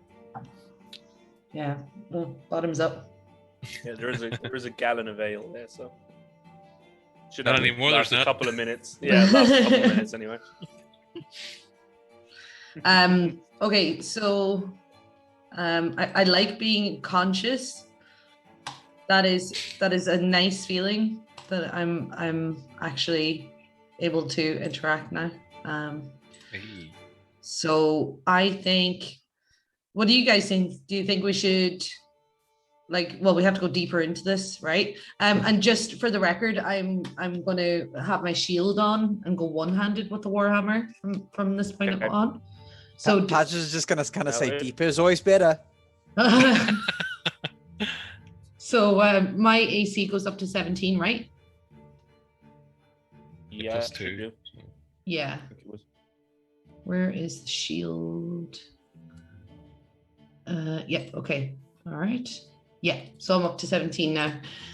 Okay, so While we were resting, Andy is going to have given the little globe of weird smoky thingy she found to pouches while we were kind of sitting around. She's also going to have, once Nirvani's awake again and moving, or before she moves, she's going to have divvied out coins, and she's going to give everybody 8 copper, 2 gold, and 12 silver pieces. So she probably just drop them into your hand and move on. how many Well, silver Boyd- did you say? Boy, that Tw- division you did there, did that include Andy's gold? I think so. Yeah. That only includes Andy's. That only includes the stuff I found. Okay, so between everything, it's 4 gold, 14 silver, and 10 copper.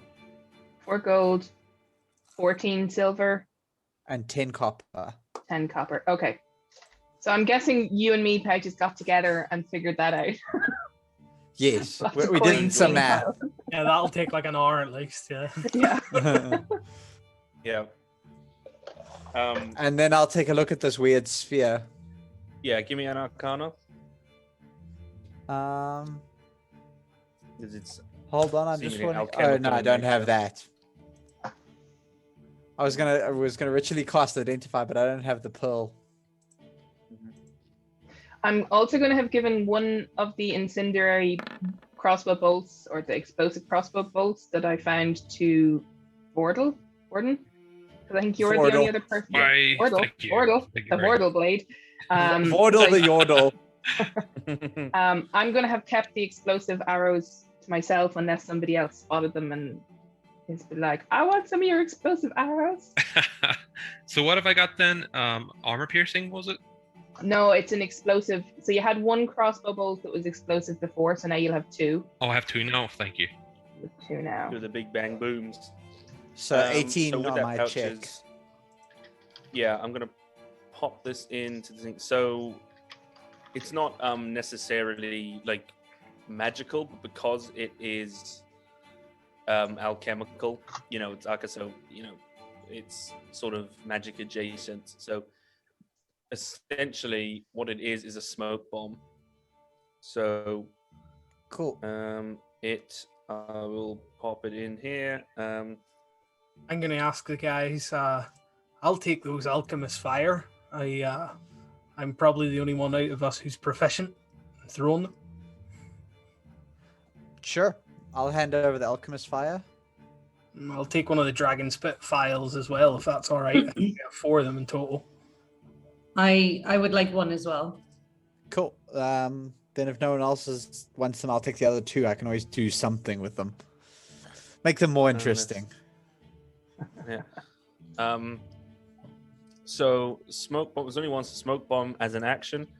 You can throw the smoke bomb at a point up to 60 feet away. It emits a cloud of smoke that creates a heavily obscured area in a 20-foot radius, which disperses after 4 rounds. And then a moderate wind will disperse it in 2. A strong wind will disperse it in 1. So basically, you can just smoke bomb a 20-foot radius, and it'll be heavily obscured for 4 rounds. Or less, or fewer rather, unless something blows it away. So, with the spoils divided, Onward, deeper. So yeah, is Navani going first up the corridor, or? I think Warden should go first, and then I'll go after him. At this point, he hasn't he isn't inebriated or anything, but he's feeling a little courageous, let's say, and he's like, sure, and takes the lead. also Vorden has oh no, actually, let me see. When did the Was it for 1 hour? I can't remember if it was. Maybe it was for 1 day. I think it was an hour. No, I think it was an hour, but I just want to. Yeah, so that's fine. Your eyes have stopped kind of watering, and most of the sparks or whatever was in there. I washed them out with alcohol. Cleared. Yeah, well, you dunk your head. You just... Yeah, so I'm happy to sort of I guess we're going to this first door and checking it out. Is that the plan, guys? Yeah. Okay. Well, yeah, That's the door with the mad rings and stuff on it, is it? Yeah, this one seems to be sort of there are symbols carved into it. Has a heavy metal lock with a symbol on it, and then above that, set into the door. Wait, heavy metal. Heavy metal. Or not. Sorry, not set into the door. Sorry, pardon me.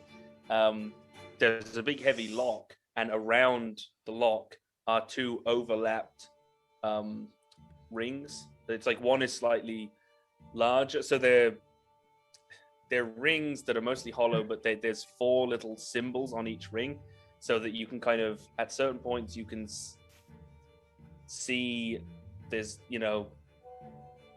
one ring behind the other, and on each ring, which are sort of hollow in the middle, they're kind of around like that, there are 4 little plates with a symbol on each one. So there's 2 overlapping rings with 4 symbols on each ring, which are placed around this heavy lock, which itself has a symbol in the center. So just Andy is kind of gone, and she's standing, peeking around the little corner where they're standing, and she is going to suggest, should I try to pick the lock before you bore down the door? First, Vorden looks at you. This is a regular door then as well. Does he recognize any of these symbols, or do they mean anything to him? Give me a history check. Just before I give Andy the go-ahead, I don't want her to be walking into something that's going to blow up in her face. Let's see. Can I assist him in that? Can I listen at this door? Well, can you listen at this door? This other door. Yeah, sure. So give me a perception check. Can I? Well, how are you helping with the history? Yes, Pouches. Help me, but how are you helping? Otherwise, I'll just do a history check as well separately. Otherwise, I can just be advising. Yeah, him. I just because with the help back. Yeah, I mean, I guess you could talk him through it. Yeah. So either Actually, with a +0, I have a much better chance Andy wants because to- I've got a Vorden wants to roll +6. again. And it's nothing like religious-y, right? Yeah. I think my history. Oh Lord. No, you don't. So know for religion. chat's amusement, Vorden got a 7 with a +0. Patch has got an 8 with a +6. Oh my God. Mhm. Oh dear. And just to round it out, Weirdly- Andy got a 6th perception on the attempt to listen at the other door. But- So we're doing awesome, What I guys. was, what I was gonna say is Vorden weirdly, it just comes to you. You don't know where it's coming from, but you know that, and the same symbol appears on both rings. One of them is essentially like the arcane,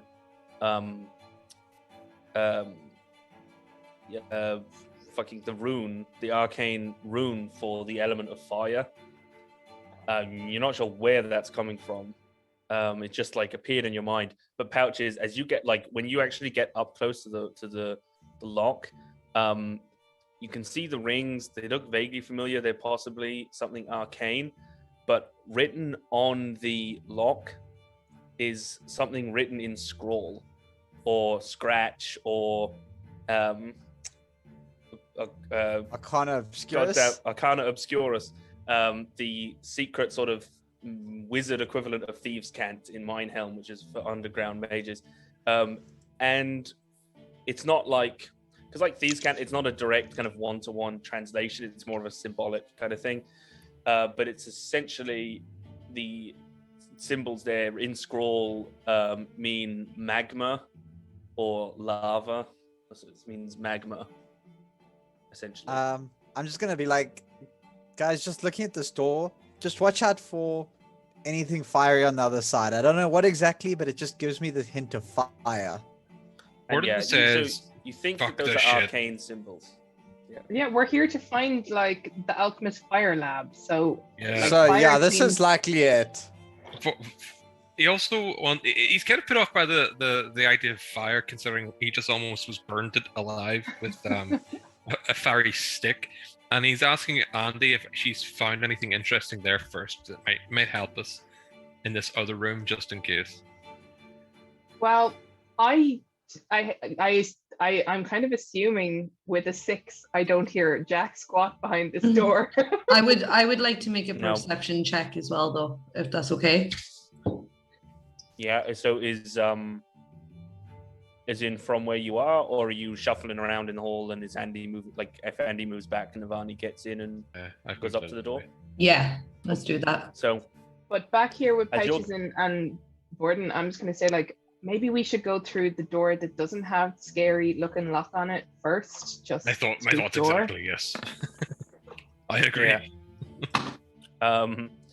Just as Navani's making that perception check, because it's my bad really. I shouldn't have. I was making the history check for Vorden because he wouldn't necessarily know the arcane symbols, but they are arcane symbols. So Pouches would be able to make an Arcana check to see does he know them, because they would be used in arcane and alchemical formula. I wanted to ask as well if I'll make I that would now. know of any of this, obviously, like from studying Okay. at Lower Keep. Yeah, I'd And- say Andy's Navani just can looking at make an Pouches. Arcana check as well. And Andy Because was Arcana- looking at Pouches, about to say, "You look like you're mulling on something there, Pouches."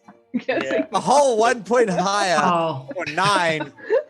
what is Oh going my on? word. We're all great at skill checks They're all tonight. But Navani, I have a plus you're pretty- 5. You're pretty sure there's nothing behind that regular Okay. door, but yeah, you're like one of them's like one thing I should say is on the overlapping rings, the 4 symbols on each of them are the same, and Okay. the symbol on so fire is on both of them, and there are 3 other symbols on each of them.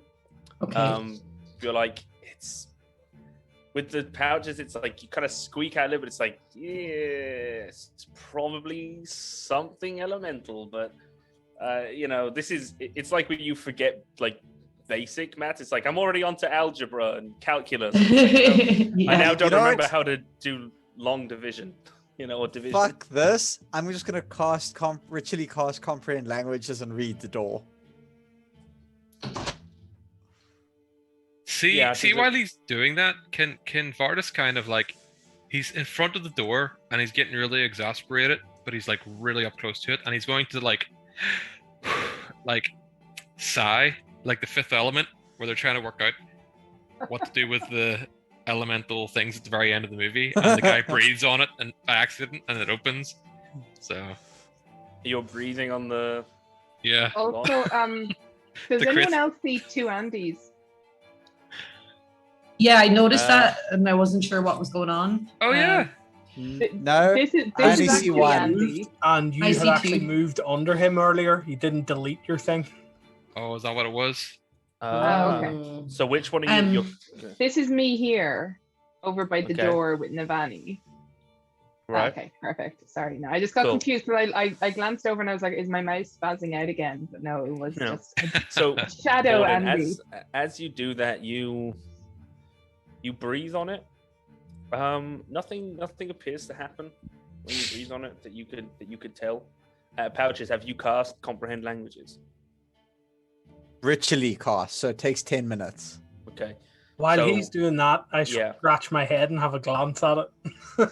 And well, if it's going to be 10 minutes, having heard Just give nothing, me a straight and intelligence check, Doris. I actually wanted to turn to Andy and say, is there any chance you could check Same for result. traps?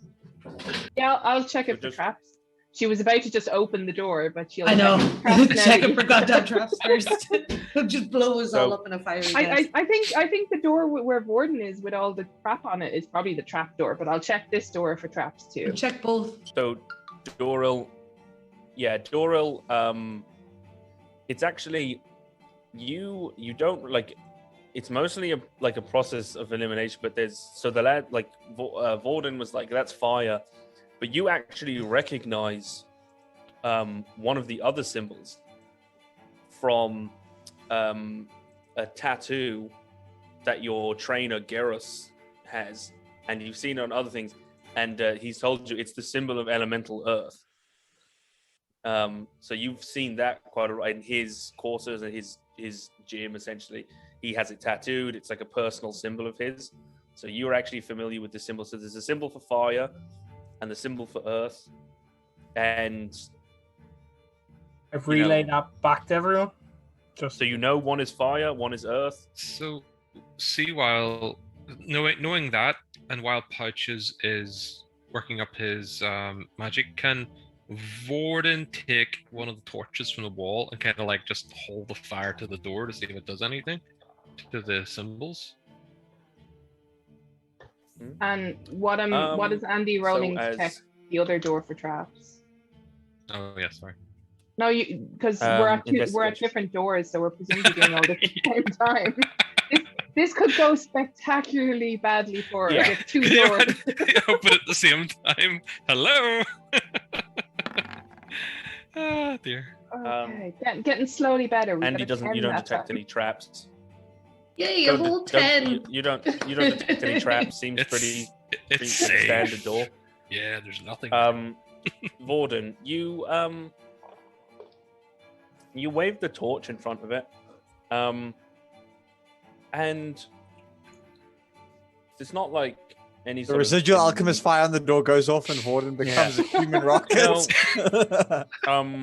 there's not any sort of like immediate reaction to it. You feel like there might be something of a little hum, but you're not sure if that's in your head or not. But it doesn't seem to react visibly to the fire. Just scratches his beard some more. But if you're So Andy's having not found any traps, is gonna look at Nivani, shrug, and open this door because she's getting nervous being stuck in a corridor. I hold my breath. I will say has anyone attempted to touch any part of Of no. the fancy Has door anyone- with the fancy stuff on it. like as part of the investigation? Okay, yeah. Hell no. Yeah. oh no. Stepping well back from it. I had a trap door blast me in the eyes. I'm not touching nothing. Yep. Big truth. Mhm. Andy basically took one look at that door and was like, "Nope, I'm going for the other one." Okay, so we are opening the other one. You've opened the other one, right? Yeah. Have you opened it out? Yeah. So Yeah. Let me just. Am I still ritually casting comprehend languages at this point? I will say at this point, no. That the 10 minutes have passed. Yeah. We can assume. With us all Cool. I'm flapping gonna around. look and I'm gonna walk closer Waited to the for door pouches. and read it. They waited. Okay, so Andy, as you step in, as Pouches moves over there, Andy steps in. There is. I'm actually just gonna again delete this little door because it's not just getting in the way. We can assume it's open. So, Andy, you see much nicer than the one that the guard was sleeping in. Whereas the other one was a bit of a makeshift bed. This is an actual, or a bedroll, like a camp bed. This is an actual a bed. It's nothing like super fancy. It's just has bedposts and is elevated off the ground. There's also a bookshelf. There is a small table with a book on it, and some other personal effects strewn about. Okay, so I'm gonna sit down on the bed and kind of like bounce a few times. But you can have a while I proper rummage. look around and you have a think about this room and have a rummage, basically. Okay. So You investigation. roll I me assume? investigation, Andy. Yeah, if you roll me investigation, I'll jump back to Pouches. Come on, Jesus Christ. Okay, sorry. So Pouches, yeah. So I'll come back to you in a second, Andy. But Gordon's Pouches, going to yeah, lean that's forward, cast. like really creepily behind Pouches, and like almost rest his chin on his shoulder and say, "What does it say?" Normally it doesn't. It's thankful for that ale because you can smell like strong ale, like bread wafting. But thankfully, it's masking the normal smell of like shit that comes off of Vorden's brushed teeth. Like the sweet smell of sour ale. So on each of the rings, it's the 4 identical symbols, and you can see they're sort of they're like placed in a random position. They're not in like a symmetrical pattern or anything. It's like so it's basically you can read it because it's kind of linked to Ignan, Oran, Terran, and Aquan, the primordial language. So it's So it's fire, primordial. Earth. Yeah, so it's fire, earth, water, and air. Cool. With that, can I get a better understanding of what this door might be doing arcane-wise? Now that I can read all the runes. Yeah, you can give me. Yeah, so if you want, give me an Arcana, or if investigation if you want to figure out if there's any kind of mechanism to it. But it's kind of 2 different. 20 for the Arcana. Okay. And then based on your answer, I'll decide if I'm going to investigate. Yeah, so essentially, again, it's not like the runes seem like they will activate. You're not 100% sure what the trigger would be, but looking over the rest of the lock and the fact that written in scroll, the lock says magma, you're thinking maybe, like certain things are sort of a combination of elements. Things like mephits sort of embody that, the cross section of 2 places, and then, for instance, in the elemental planes, the border between the elemental plane of earth and fire is, a lot of volcanoes and magma. So that's kind of what you're getting. There's 2 rings that are overlapping. You would think that in some way they interact. What is in the 2 rings? Combining elements. What symbol is in the 2 rings that overlap? No, they sort of, one is set behind the other, I should say, and each ring has fire, earth, air, water on it. So it's like fire, earth, air, water, and then another one in front of it. But none of the symbols are lined up. Okay, I'm going to investigate the mechanism without touching anything. Natural 1. So that's 9. You're pretty certain. You think it's locked. It looks locked in place. Okay. At this point, I'm gonna get tired of Pouches trying to looks figure lost this in out, place. and I'm gonna say, Vorden, go down that corridor, Mhm. and I'm gonna step back into this corridor, and I'm gonna be like, Dural, watch out! Get out of the corridor, and I'm gonna take and I'm gonna cast Mage Hand and take the dragon spit in his little like thing, and I'm gonna force it into the door.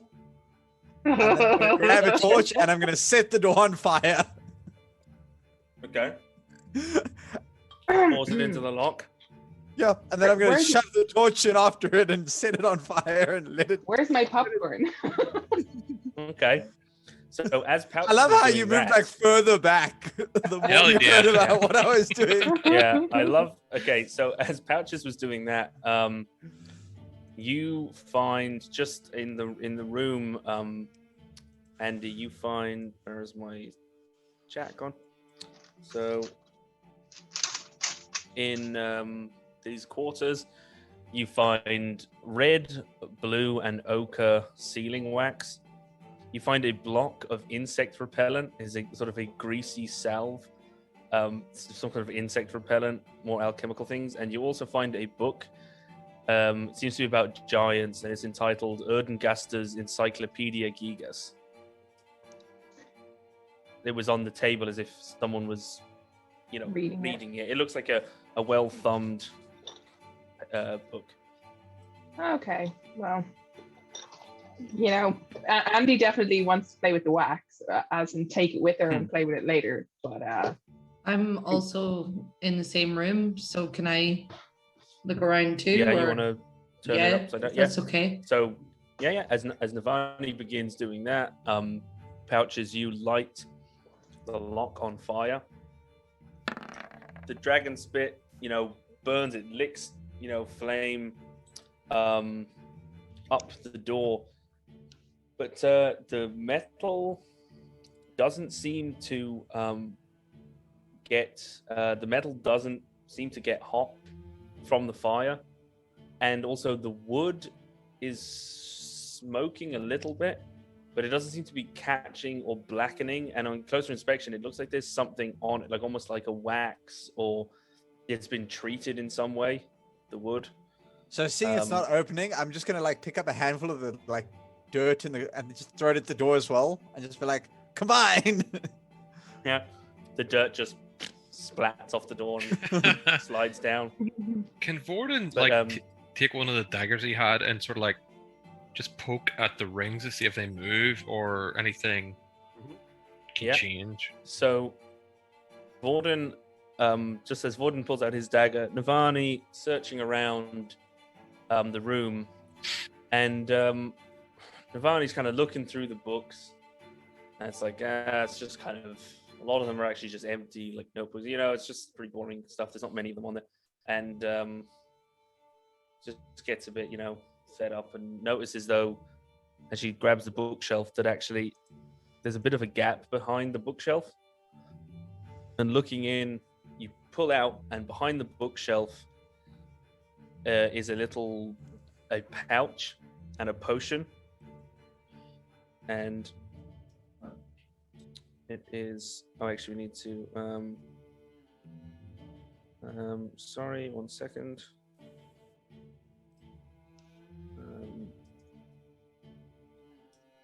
So there is 67 gold pieces, 439 silver pieces, 688 copper pieces, and then an orange potion. It's quite bright orange, and it's filled with black smoke. Where there's liquid, and then the rest of the bottle is filled with black smoke. So I wouldn't have any clue. I'd have to speak to Pouches about what that would be. You could right? give me an Arcana check if you Yeah, want to see if I'll the do potion that. looks familiar. Either way, that's a nice freaking find. Wow. Yes, guys. Presumably the alchemists, but you're not sure. Fuck's sake. Like with most potions, you're pretty sure you can. Oh, hang on. Actually, you can sip a potion. You can take a sip of a potion, and you'll find out the properties. I'll And do you'll- that. Yeah, you're not sure if it's safe to drink based on that. Can it Arcana. kill her though? I'm gonna But- try it anyway. If you die from sipping a potion, I'm gonna like Pouch is gonna laugh at you for being that dumb. Especially a potion that's filled with black smoke. Okay, That okay, fair sounds enough. safe. I won't do it. I'll just pop everything away. Oh, Do it. By the way, does it, I Although does it should. look, You should let her do it. does it look in any way familiar to me? You I'm can give not her the exactly healing in- potion afterwards. by the way, I presume I gave the smoke bomb back to Andy. Sorry, my- Andy. I think it was Andy. My Yeah, thing popped off there for a minute. Sorry, Christian. My video. Okay, so I suppose we better try and open this freaking door or get through or. Mhm. So as Navani pockets the potion, Vorden has taken his dagger and puts the metal to the ring and kind of wiggles it a bit. And the two rings do seem to turn. The two rings seem to be turnable. I suppose, have I, Pouches, did you share your information with everyone? Like, as to what yeah, you thought? yeah. What is? Okay, so the first thing Vorden is going to do is lick the door. Because chat asked him to. You're licking door handles now? My God. Thank you very much, chat. And then the next thing he's going to do is try to line up the symbols for fire and earth in the two different rings. Okay. So the door tastes disgusting. It's this it's an acrid and you lick it and then it tastes like this acrid, but also kind of tastes like charcoal, and you get that sort of, you feel the saliva kind of running down the sides of your mouth. If you ever get that thing, it's like this horrible sensation in your mouth. It's just it's awful, and it's sort of like slimy, or it's sort of from a wax, but somehow makes your tongue feel really dry. It's this horrible sensation, but it's It's like the quartermaster's bread. Yeah, and the one symbol for fire and earth go. The fire symbol in front, it glows. The symbol that Poucher said means magma glows on the lock, and it clicks open and unlatches itself. Vorden's like, Eureka! Open sesame. The door. Pouches the door hates himself a little bit right unlocks. now for not figuring that out before Vorden. So this door, it's assuming you're presumably opening the door. Yeah. Yeah. And revealed is this room, which certainly looks like an alchemist's lab. And I'm actually just gonna, while I'm here, just But what about secret rooms, Ben? I mean, really, for shame. well, what about secret rooms? Well, they could be on an entirely different map. Or a different plane of existence. Yeah. So Don't give Ben ideas. Coming into this room, standing before a huge table with all these bubbling cauldrons and vials covered in ash, is a human man with slicked red hair. It's oiled back somehow. He looks over his shoulder. He's got a beard, but some of it is burnt away, and half of his face is quite heavily burnt. He's missing one ear, and he's covered in this. He's wearing this sort of heavy. He's basically wearing armor similar to what the guards are wearing. So it's this kind of padded armor, but it's studded. Unlike the others, it's studded, and it looks like there's something carved onto the studs. It's strapped with leather. He's got two big, heavy leather gloves around his hands. And in a cage over here to the right is a rather large orange and yellow and red, like it looks like a big burning serpent. So it's this big orange snake with frills. It's in a cage. It's kind of dripping like almost, like little flames, kind of like embers dripping off of its fangs. And in the cauldron is a glowing liquid similar to what's dripping off its fangs. And this guy turns and looks at you all. And he says, I paid those fuckers too much.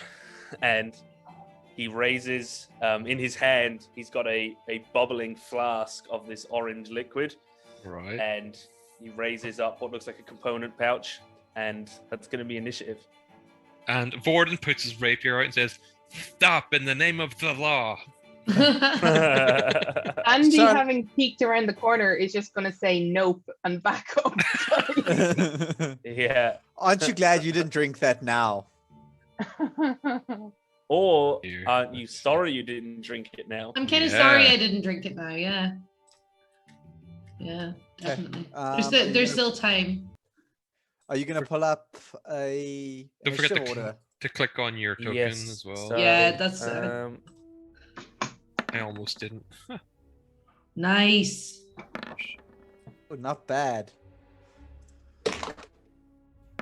Dural, you're destined never to go near the top. Oh, natural 20. Nice. Like that is Dural's second natural one in initiative That's in a row. No, it's actually the third. I had way. Get out. 2 combats last session, and both of them were natural ones. Right. Oh, damn. Damn, man. Sorry. That sucks. Ben, is there any chance I can't? My computer has now completely frozen. Can you possibly roll my initiative for me while I Yep. reboot? I can. Actually, I might swap No roll worries. 20 to my other computer, and that will work better. Yeah. I think you've got a 16 in there, Andy. I don't know if that's from you rolling or. No, that's the alchemist. Oh, that's the alchemist. Sorry. Yeah. I don't know. Yeah, there. So let me just. Wow.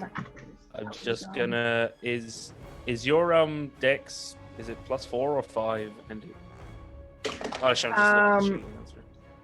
Sorry. It's the same as mine, which is +4, I believe. Well, it could be. I could be wrong. Yeah. Wrong. Sorry, I'm just clicking out these windows. Sorry.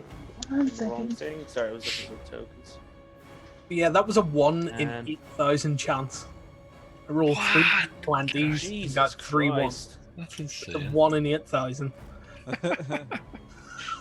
Jesus Christ. Okay, so Andy's 14. I rolled manually. Is that all right? It could be worse, Boyd. We had a friend play with us in the campaign, and she was playing a druid who had chill touch. I think from level 1 to 12, she didn't manage to hit with it once, and she used to cast it like at least once a session, and she never got higher than an 8. I've never seen as many natural ones. We honestly said her and Will Wheaton can form a club. Yeah. I need to go back to physical dice. I've got my 1 hot die. Yeah. So Which, by the way, Ben, Brian on Friday Yes? sent me the mammoth bone ones you want. They look sick. oh my god. Hang on, he sent you the dice or he's like Well, sent no, you... he sent me the link. Yeah, it's like, oh my god. I'm gonna come to South Africa and kill you. Take them. Yes, he's Um, given me mammoth bone dice. I wish. I was like, yeah, that's some gift. So, with that, yeah, Vorden, it is, it's your, it's Vorden's turn. So this guy standing seems to be readying to. Gordon is just Sling that. I something. guess guy looks like he means business, and he's ready to throw something or do something. I can tell by being around pouches long enough that he's maybe going to do something with magic, and he's trying to get the jump on him. So he runs over and just pokes him with the rapier. Where are we? Sure. Rapier. Let's see if it does anything. Oh! Baby. Nice. Jesus. I think you poked him good.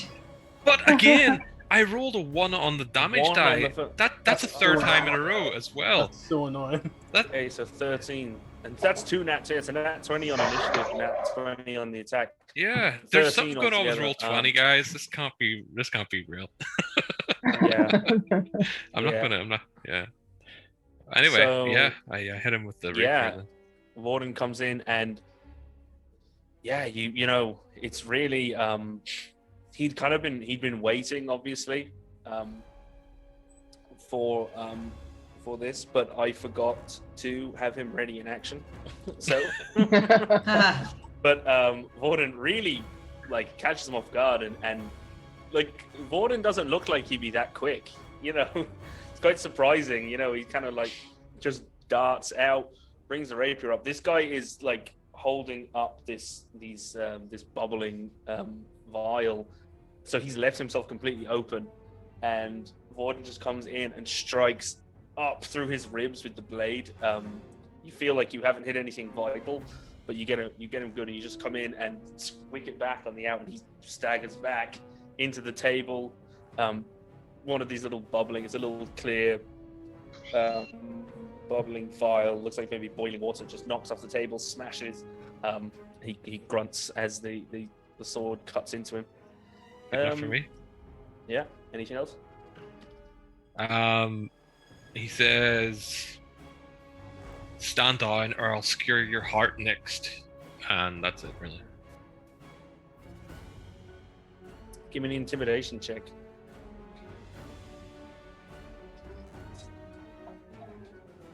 Just to see.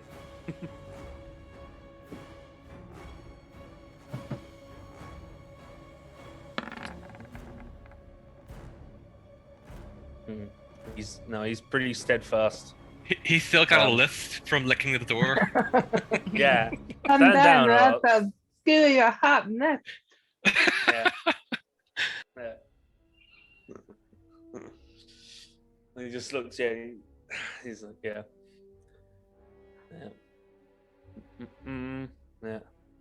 I'm gonna boil you down into goo, lawman. That is Warden. It's Navani. Okay, I'm going in there. Is Warden moving or anything? Oh, He's around him. Right? Sorry, just in case. Sorry, go on, Navani. that's all right. I'm going in there with my shield and one-handed warhammer, and I'm running straight up to him, and I'm going to try and bludgeon his head open. Yeah. Yeah. So. Sweet. So give me an attack. Okie dokie, come on. 16. That is a hit. Okay. Oh, fuck off. But still. Oh fuck. Okay, yeah. But you know, you manage to. You don't quite. You know, you get kind of aiming for his head, but he pulls back a bit. But you do get him in the shoulder. You definitely like. You can tell it hurt. Like you feel a loud thud, but this padded, studded armor seems to have kind of softened the blow a bit and dispersed it. So you didn't break anything. But he still looks hurt. Is Navani bonus actions or anything, or? She's just gonna say to him, "You're about to be tenderized." Nice. That's Nice. it. Okay, so sorry guys. It is now the alchemist's turn. What is he going to do? Just want to see, can he? Can't really. Okay, he is going to. Sorry, guys.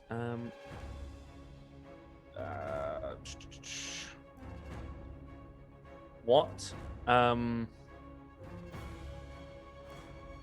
Give me 1 second. What armor is Nirvana wearing again? She is wearing chain shirt Okay. And a shield Okay, she's and a wearing- warhammer. That's it. Okay. She's just naked from the bottom down, like Yeah. just the chain shirt, nothing else, no boots. Very Conan that built barbarian style. Yeah, exactly. 1 sec. So It's that traditional, fantasy game mechanic for a female fighter, Oh yeah, of course. Exactly. And the chain shirt is just like 2 nipple tassels. That's all it is. Yeah, And it's, and a couple of strategically pretty chains hanging here and there, doing Yeah. apparently. Princess I'm wearing- Leia style. I'm wearing chain pasties. I just wanted to check this. That just sounds like a recipe for chafing. Yeah. Yeah, exactly. So there is sorry. Yeah, so sorry guys, I was just distracted by something there. He is going to point at Navani. He looks and he says, "Is it tender? I rather my meat seared." And he, Oh you shit. see him. He like gets the vial and he seems like pulls some of the, like he just hovers his hand over the vial, and he pulls some of the liquid out, and then just like he just blows it out, and it strikes you, and you don't feel anything. It's like you wait for it to burn your skin, but then you feel the chain of your chain shirt start to heat, very intensely, and you take when you cast spell. So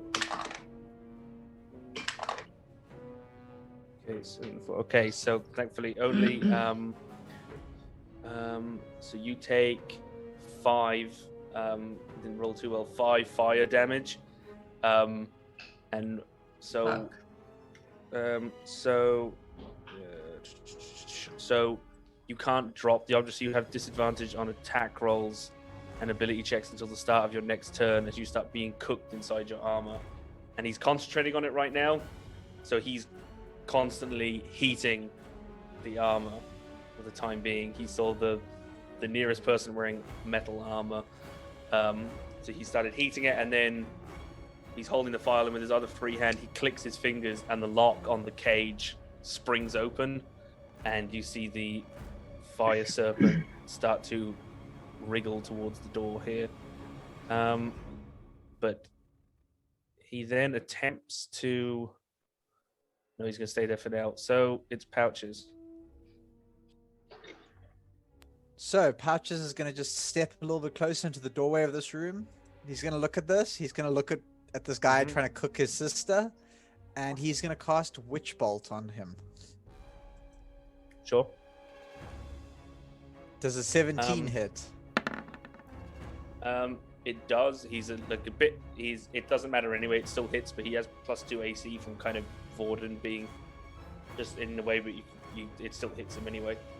I would have then moved into this corner, just not risking that. Yeah. But it's because I know some DMs rule like a person is not big enough to block another person, and some DMs rule that no, that is actually cover. Well, I think just half cover, just because you're like obscuring the person. 7 but points not of lightning damage. Cool. Yeah. So, so this arcs out, and you can kind of see it. It's like almost reacting with the liquid inside the vial. It's kind of like it's kind of making it glow. And he's between gritted teeth. He's looking at you. The lightning is kind of licking up his body. But he is.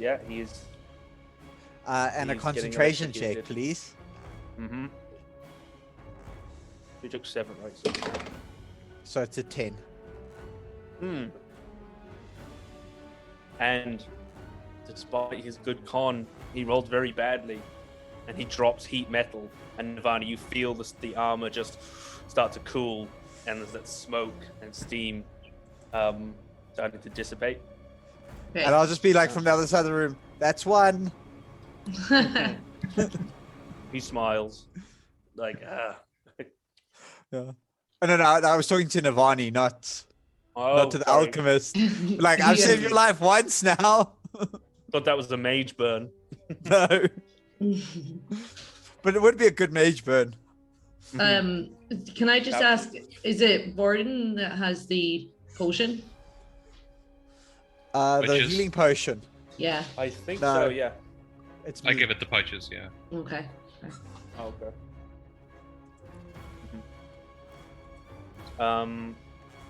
Patrick, is that you? That's it for me. Okay, just 1 second, guys. I can still hear you, but Andy, you Yep. just tell me what Andy's doing. I can still hear him. Oh, okay. So Andy is going to have. Oh, wait, I'm on the wrong thing. She's moving up.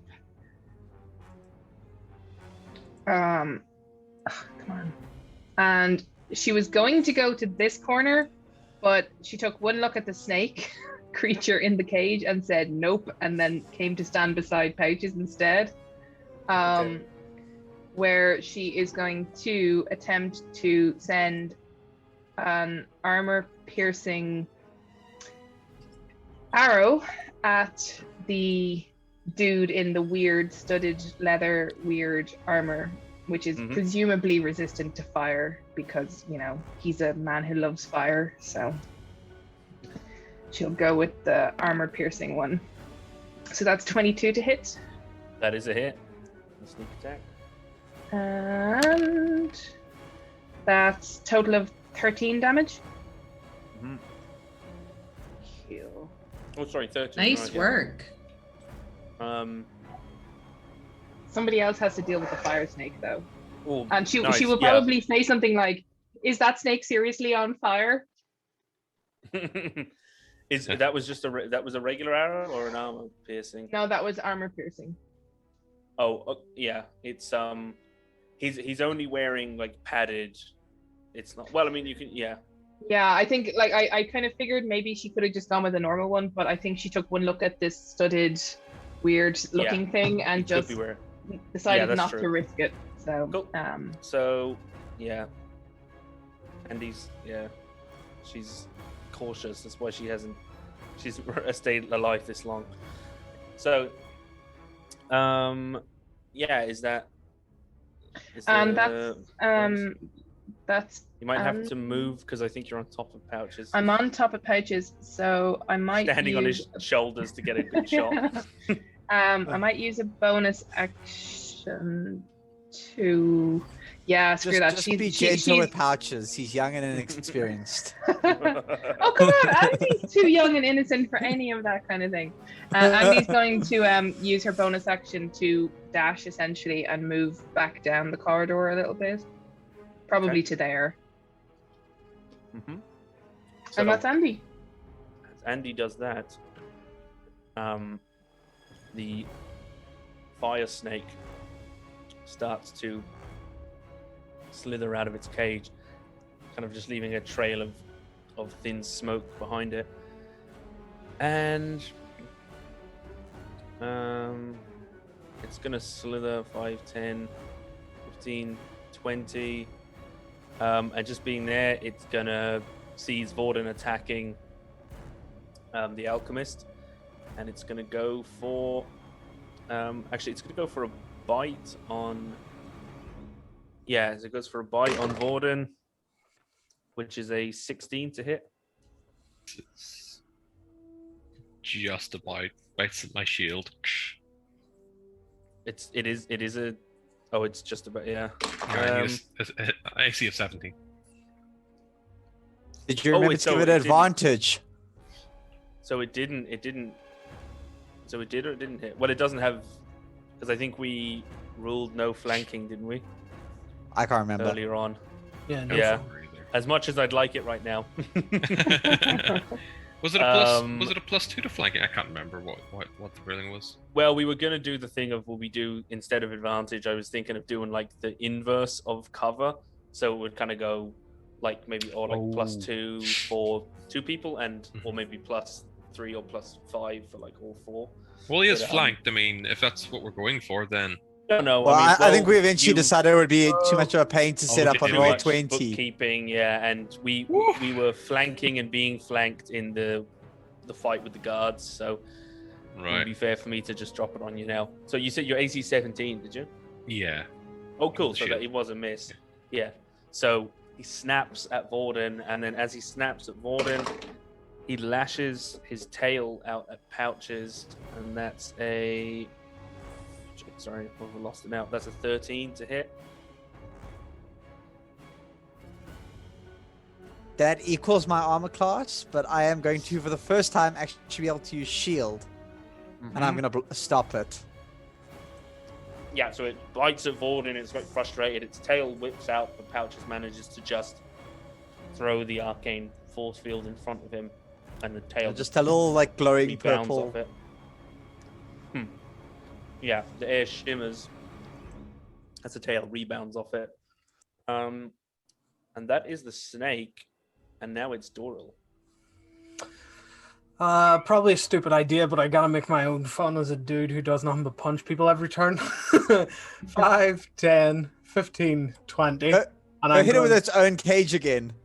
Yeah, no, I'm going to Rip it out the wall. attempt to grapple this alchemist. Okay. So let's see. Athletics. I got a 12. You got a 17. Oh. Okay then. Well, it says it doesn't say that for me, but it says 12 in the thingy. I don't know. Mhm. My dice are weird. I know. They appear Yeah. as something other than what the random number generator reckons. Yeah. Yeah. And then I'm going to spend a grit point, and as a bonus action, attempt to shove him into the cauldron behind him. Nice. Yeah. Cool. Awesome. So another athletics, opposed athletics acrobatics. Yep. 23 this time. Nice. 6. Shove his well, face in there. That's Yeah. an 8. Give him a swirly in nice. the cauldron. So yeah, you're just trying to like push him until he falls into it, or are you trying to like actually I'm trying to dunk his force head him in it. into it? If I get hurt, I get hurt. Oh, I'm trying to dunk his okay. head in it. yeah.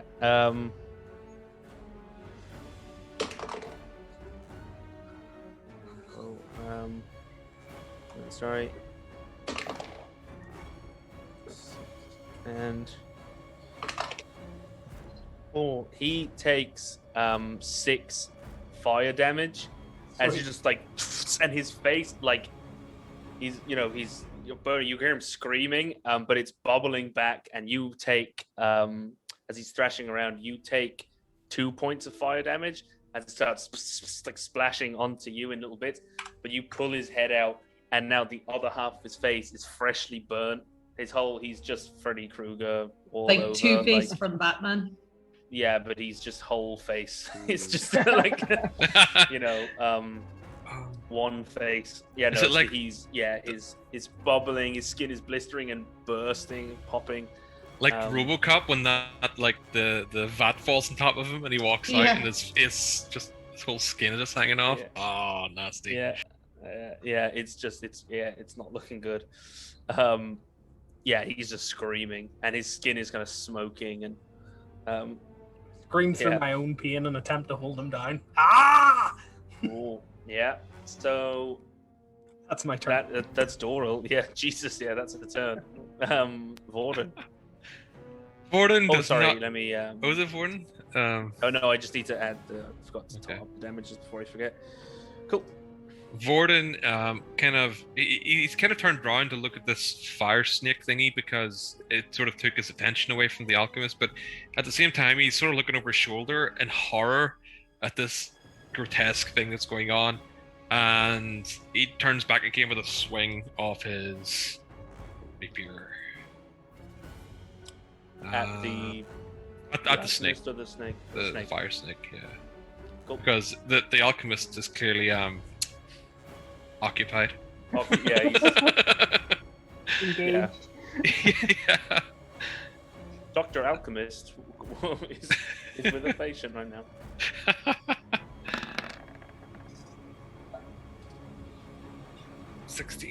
16. That is Yeah. enough. Ooh, So that's That is 12. nice damage. that Nice for a one. change. Thank goodness. Yeah. So I'll say it seems to like it it cuts into the snake. Like you hit a really good strike on it, like right up in its jugular. But when you hit it, it's this kind of rubbery sensation. You feel like it's not really biting in as much as you thought it would, because it was a good hit. It was a good clean hit, and it's obviously hurt it. I say, God, it's a tough one. But it does look hurt. That's my. Oh, hold on. Yep. I am going to walk around it. Can I? Yeah, I'm gonna go here. Okay. Yeah,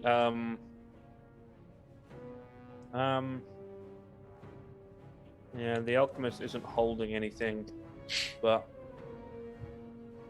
you might as well try and punch you. 13 plus 3, 16. 12 to hit, so that's a miss. He's just he wasn't even aiming for you. It was just that as you were leaving, he was flailing, trying to get Doral off of him.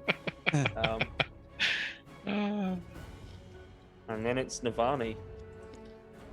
Alrighty, so I am going to again shield and Warhammer one-handed. So where is my character sheet gone? Okay, sorry. Just taking a bit of time here. Warhammer. 14. Is just enough. Oh, thank fuck.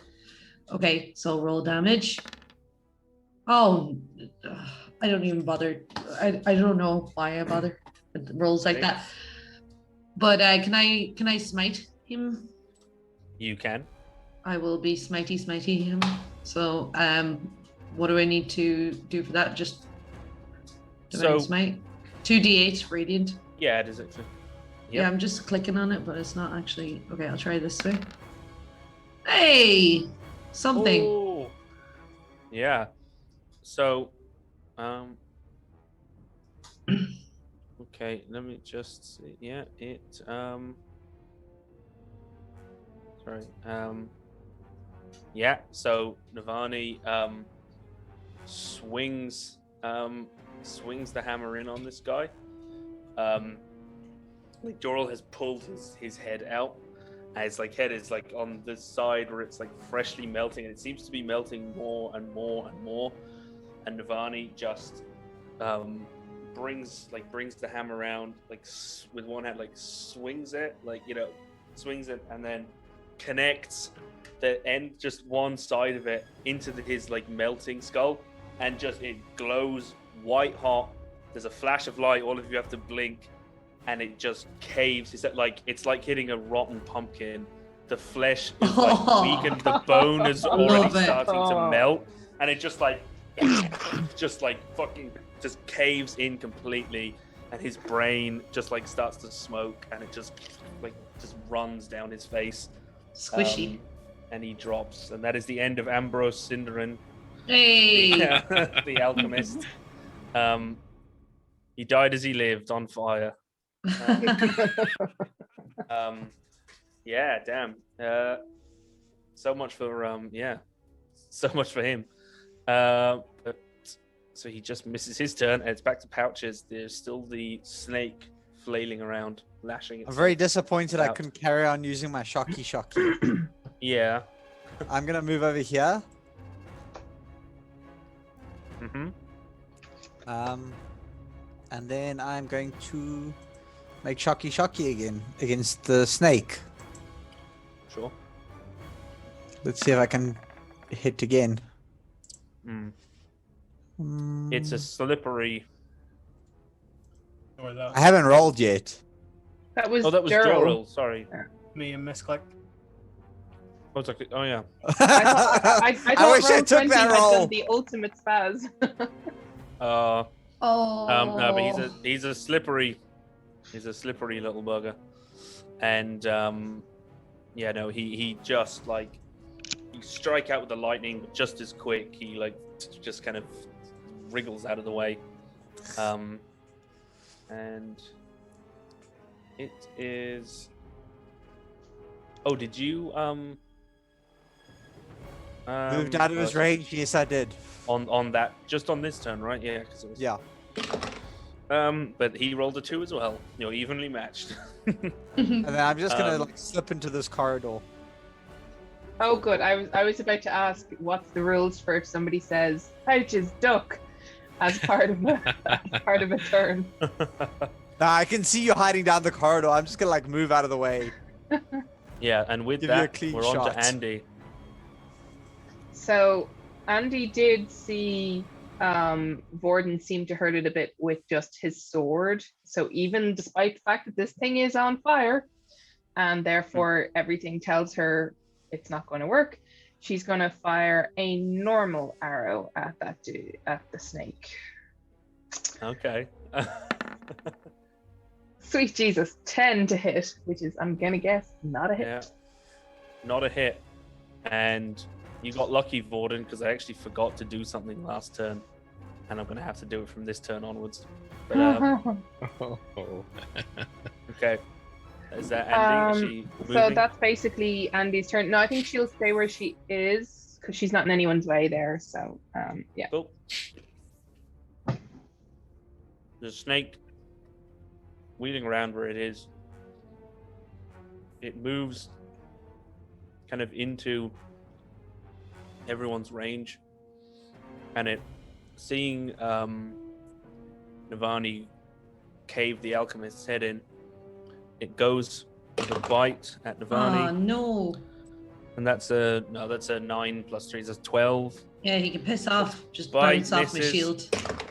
Yeah, and the second one is even worse. It's just thrashing her. It was like it rolled a 3, so it got a 6. It's just lashing about, where it's completely missing, and we're on to Doral. So this guy has just, you shoved him in and you pulled him out, and then you like it was like an alley-oop. You laid him up for Navani. You just tossed him into the air, and Navani just fucking home runned his face. I know I mixed That's sports fucking metaphors there. teamwork. Yes, I mixed baseball and the basketball there with the alley-oop and the home run. Yeah, I think I'm just gonna tee off on this thing. I look at the barrel of the cauldron, and then look at its teeth and think, nah, probably won't hurt it, and just swing at it. Sure. So the first one is a 17 to hit, That is a hit. and it does 4 bludgeoning damage. So, Then I will spend my last grit point and but hit him with the old as you hit him, Mhm. you take 4 fire damage Ooh, from its heated body, which is was what I forgot to do to Vorden the last time. So you punch this thing, and you feel it's like you heard it a bit, but you feel like you got a little more hurt on that punch. That it's like this thing is. You're still damaging it, but it's just radiating heat. yeah. It seems to be made of fire. Yeah, he just screams and doubles down and punches him again. Let's see. An 8. No. And then, That I'm is going to spend my unfortunately last grip point and hit him once more.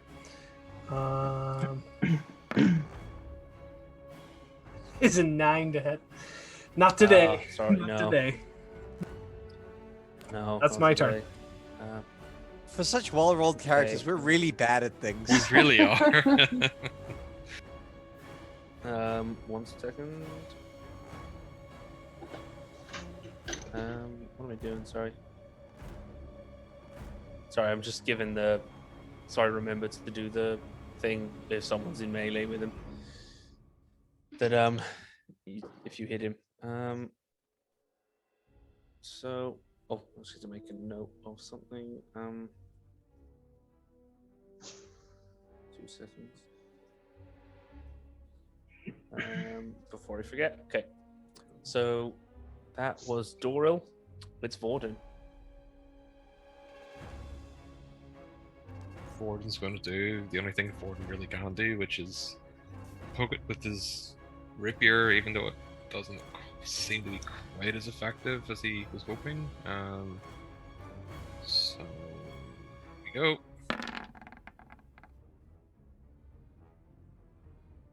Ooh, nice. Yeah, so I'll that's take it. yeah. So that you do manage to get a good, you carve right across it, but more of its burning blood leaps out of its body, splashes back for 5 fire damage. Ouch. And is Vorden staying put there? Let me see quickly. Sure. Yes. He's going to maybe just move this way a little bit. Okay. And then he's staying. Cool. Navani. Yeah, I'm a bit worried, just with hit points and everything. But I mean, she would just go for him anyway. So she's gonna shield one handed. Yeah. So let me see. Can I just say something before my turn? Sorry, ended, or is it too late? Yeah. No, go on. Navani, I want to back in Navani to come like a square or two closer to me, before she, so as if to say, huddle in to help each other out, sort of thing. Okay. So can I do that, or like will I have to re-roll or what? Well, you didn't. You were still within. Like you're just moving to here, are you? Yeah, like here, right? Yeah. I mean, presumably you were still going to attack it, right? But I kind of had this like gladiator moment playing in my head anyway, where he kind of just circles the enemy and like swings. Yeah, but it doesn't really. Yeah. You just. But that's what I had in my There's not head. really So I felt like I was like moving around. I mean, it's not. So you. Hang on, sorry. So you were there, and Vorden's You're still in the same range. Yeah, I haven't moved range. I'm just circling I mean, around. nothing's changed, so I don't. I mean, I'm fine. Yeah. Cool. I'm fine. So I'm guessing a 24 hits. 24 to hit. So that's a hit. That's a hit. Okay, so why is that doing radiant damage? Oh, because I've clicked Divine Smite on it. So it's 10. Yeah. 10 bludgeoning. Nice. But I would have sorry, forgive me, but how many spell slots do I have again? I can't remember. Where do I see that? Let me check. Roll on 20. your spell sheet. So if I click I don't know spells. how many of you used, Yeah. but I'll see. So 1. slots total 2, so that would have been my second smite. And then I'm out of spell slots. Yeah, because did you smite? Did you smite one of the crossbow? No. Or was that the last? You smote the Did you smote the alchemist though? I smote the alchemist. That was it. And I think you did one of the crossbowmen upstairs that shot you. That was before. Okay, all right. Okay, so 10 then. We'll say 10. Yeah. Fuck it. Yeah, because I think because it's. Yeah, I think you're right. I think I did get that crossbowman because I did the whole cool thing. Yeah. You don't get your slots back on a short rest, no long rest. Only warlocks get slots back on the short. That's okay. Yeah, no, that was. Remember, you ran across and you bust through the. I forgot about that, but yeah. Yeah, you forgot about that. I forgot that I used it. Moment. I just thought it was just normally badass anyway, like so. The normal amount of epic. Oh, hang on. But yeah, shit. 10. Sorry, hang on. Fuck. I double clicked. I deleted pouches. I'm just gonna say you're 15 because you were between Navani and. Yeah, I was 15. I I think. Does, Oh, was it actually 15? does Control Z work to undo stuff like that? Okay. Yeah, pouches was before me because it was pouches and then the alchemist and then me or Yeah. something like that. So Alchemist pouches, you. He was- Anyway, in the was meantime, Navani. I'm going to. This is like a little desk here, right? So hang on, just as that. Oh, what the fuck happened to the? I think you deleted lots of things. pouches did I is back delete now. it? How did I delete the token for the snake? That was weird. Sorry. So just as Navani did that, Navani, you smack him, and once again, just the heat radiating off him, and the blood splashes back, and you take 4 fire damage. Oh fuck. How is this little fire creature looking? It's looking pretty beat up.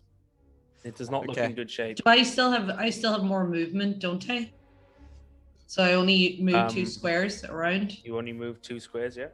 Yeah, so I'm gonna attempt to move. Or will he get an opportunity attack on me if I move? He will I'm- if you move. yeah. No. Yes. He will one day. Was there a new round since he attacked pouches? Well, remember, he goes after me. He will, Yeah. but for the record, I can impose disadvantage on his attack. Okay. Yeah, protection. Okay, because Your- I need Your discretion. to move. So she's gonna move behind Gordon. And if it tries to lash out, Borden is going to impose disadvantage with a shield. The first one was a 13 anyway, so it was a miss. Same again. So yeah, he just whips out Navani, and Vorden just throws his arm up, throws the shield in the way of his tail. I'm just sick And- of creatures whipping things out around me. It just gets old. This is like a desk, is- right? With just like which books bit? on. Which one? That one. That's just like a work desk. Yeah, it's not the like it doesn't have the alchemy supplies on it.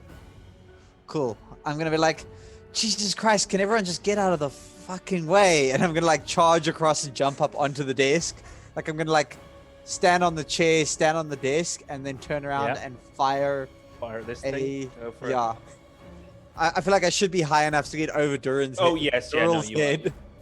Yeah, definitely. And I'm gonna The fire record, I'm a right- 5 foot tall dwarf. It's pretty strange.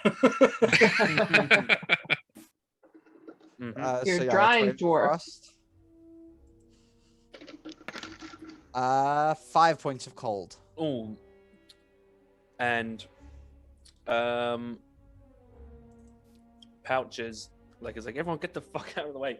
Pouches like runs over, leaps on the desk, and Doral, you feel a cold wind like pass over your head. You feel it like sends a shiver down your spine, and this little, this ray of frost goes streaking towards the fire snake. It hisses at Pouches, and strikes it in the face, and it recoils like a slug that just had salt poured on it. Its skin starts to bubble. It freezes. It hisses. Its eyes like roll back in its skull, and it starts to smoke and sizzle, and parts of it melt until it collapses in a heap on the ground. And it really did not like that ice. Almost as if it was vulnerable to it. In Almost. some kind of damage Almost. capacity. Yeah. So with that, Hey! the immediate danger is over, Immediate?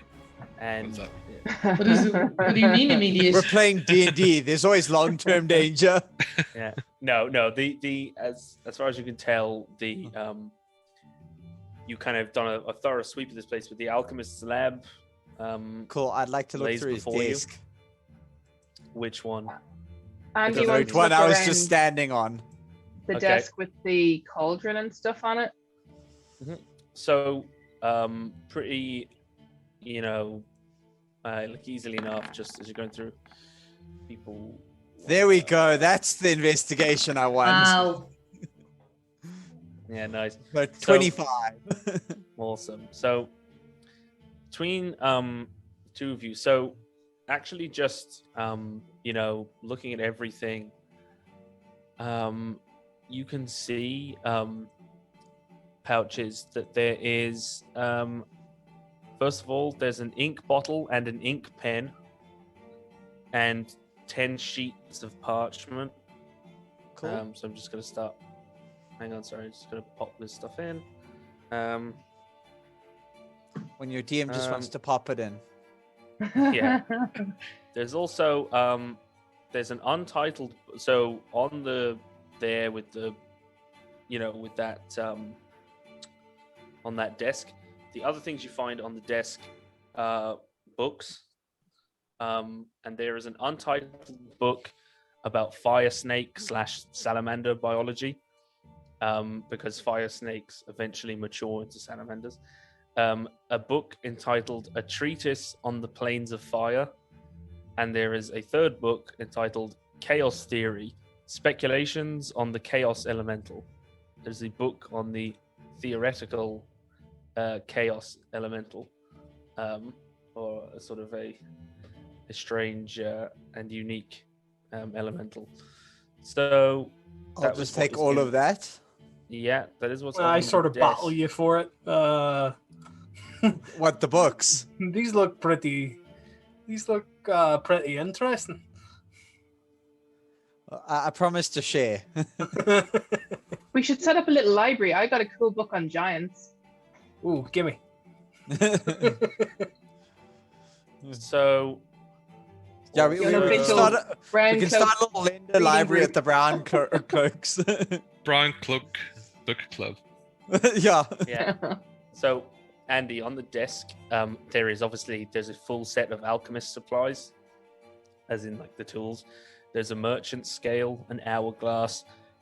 There's 2 bars of soap amongst the alchemist supplies. There are 4 empty glass bottles, 7 empty glass vials, and a smoldering obsidian egg. It is, about yay big. It's about the size of my head. Before anyone says it's it, just- no. I do not want the soap. I'm pretty sure you need the soap. I thought you were just saying no to party pet time. Let's Yeah, raise I thought it you in. were like, keeping it it. was I thought you were let's keeping it keep away the from egg. Andy. That's what you did with the Grimishka. Well, Andy definitely is interested in the egg because she reckons she can definitely flog that to somebody for some favors. Also, at any point during this raid of the fire dude's lair, did we come across anything that melted through metal? Like, we had things that heated metal, and we had swords going on fire and being slightly damaged, but anything that actually like ate through metal? Not that you saw, No. Okay. but Possibly in the alchemist tools or something. So yeah, maybe. Andy will bag up what's on this table anyway. If no one else has done it, I'll also give a quick search through what's left of the alchemist Mhm. and his smushed in head. So the alchemist doesn't have much on him. Seems like most of his, any of his worldly wealth was in his room. But he has the suit of padded armor, and I'll just say, just because obviously as things go on between this and the next mission, there'll probably be a bit of downtime anyway. The padded armor is infused like a artificer can, but the thing is, he's dead, and after I'll double check. I think it was 4 days. I'll double check my notes. The Us boy, infusion he'll would know. go. Yeah, so it's it mentioned something like that because it was, I think, essentially the infusion is going to fade after a How while. long does an artificer infusion last, Boyd? After Might be a long. I think it lasts indefinitely until he goes to sleep or like. No, when they permanent- die. He's dead. Yeah, I think it disappears when they die. I'm not 100%. Yeah, I wasn't, because I would have thought instantaneous. I don't know where I'm pulling that. I feel like maybe when I was, because I made him a while ago, so I don't. To be honest, I may have just like made that up for shits and giggles about the 4 days, just again. But it will eventually become just a regular suit of padded armor. he's got a component pouch on him, and I'll throw that towards pouches. And his alchemist supplies, which were that were on the they were his spellcasting focus. Cool. I'll take the component pouch, and if no one wants them, I'll also take the alchemist supplies. But yeah, whenever you alchemist finish tools. a long rest, you can touch. Or sorry, I'm reading the wrong part.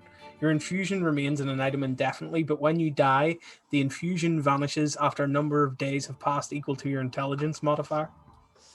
Okay. That's what I had. Pouches, do you also want the glass vials or jars? I assume they'd be the kind of things you want. Yeah, I'll take those. But did you take any of the little, the things that could set the swords on fire, the little vials of dragon spit or whatever it was? Can I swap you for the dragon spit? Yeah, I'll give you the dragon spit. So I'll hand over all the artificer, alchemist type stuff. Yeah, I don't know. Oh, Andy's infected me. I can't drag things from the side anymore. Yeah. So I put mine in manually, but I do that by putting it on D&D Beyond first, so I know the stats. Yeah. But before essentially reinforcements are called, or you wrap up and you make a report, is there anything else anyone wants to do while we're down in the pit? For instance, so the table's been kind of cleared, your man's body's there, the fire snake's body is still there. There's this smoking egg that we presumably want to keep away from Andy. If you want to do, I'll see if I can harvest the fire area, snake. I don't know. Oh, I've already got that egg in my bag. Okay. And your bag is on fire. Don't worry, it's only smoldering lightly. I'm not. I don't want to. I don't want a fire snake as a pet. Jesus Christ. The Grimishka was one thing. So- that was just a weird looking kitty, but this is like a snake that was on fire. No. Yeah. So give me pouches, Arcana or Nature. Nature will be easier, but Arcana is what you're good at. 26. Oh. Yes, the fire snake would have several useful parts. The easiest thing to harvest will be its teeth. Its scales would also be useful, which are a bit harder to salvage. And the hardest thing, like with the others, is its blood. So, which would be the most potent. But you know that if just based on, what you know as a wizard and also observations during the fight, touching the snake to harvest it, every time you're going to take like a bit of fire damage. It's very Can minimal. I use my new alchemist tools to do it?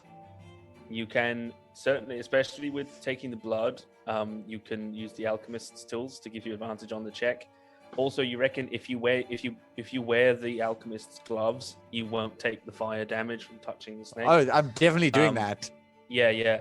But also, the blood, a failure, you're likely to take damage if you cut if you're not careful with it and it sprays. But also the spilled blood will be useless because once it hits oxygen, it ignites and it burns. So if it spills, it will just like burn up.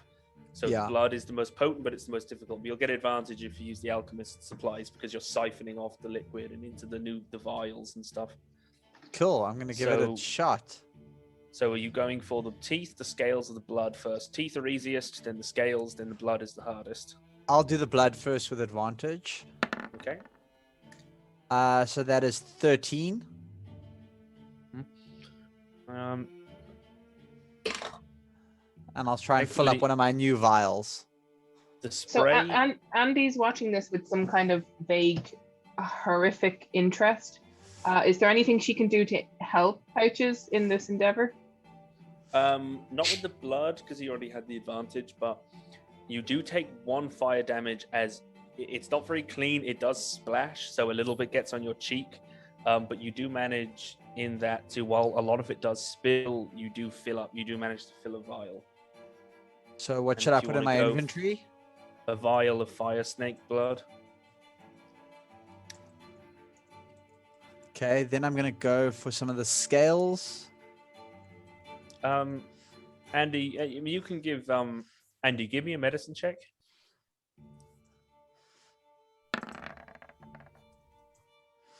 Seven. Okay, yeah.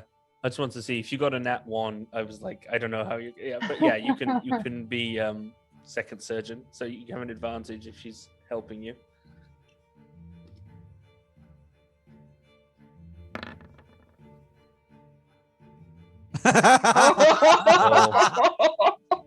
No, So for it's like chat, that's a 2 and a 1. I think I jinxed going it. to like you keep going to like peel the scales, but they just like you keep like They're just flicking breaking. them off. Yeah, they're just shattering. You could try. The teeth should be fairly easy to pull. Didn't this happen with the circus animals too? Yeah, I love it. Just I love the 15. enthusiasm. Yeah, so you get see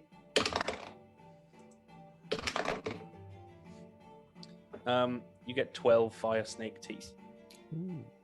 Okay. I'm just gonna put them in a vial and say vial of fire snake teeth. Yeah. Vorden, do you remember the room that you first stepped into and attacked the guard and the guard attacked you? Mm-hmm. Did you search that room or did you just exit because we were in the middle of fighting? Oh, I searched it and I found a cask of ale and a bunch of other shit. Oh, I remember the ale. Yeah, sorry. No, I just Yeah. because I saw what looked like a shield and stuff. So I was like, "Oop." Yeah. I think it's listed in the Discord chat under Vorden. Is that right? Ben? I think so. Yeah. Yeah, there's about Yeah. I think there's about like 7 or 8 things in there.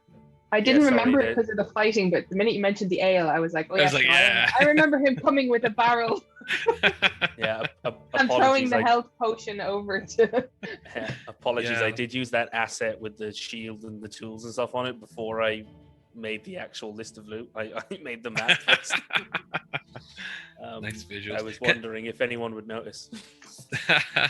Speaking of looking around, can I just like pick over anything that we just may have missed? Just whatever hasn't really been looked at so far in here. Just Did give that me an bookshelf- investigation check.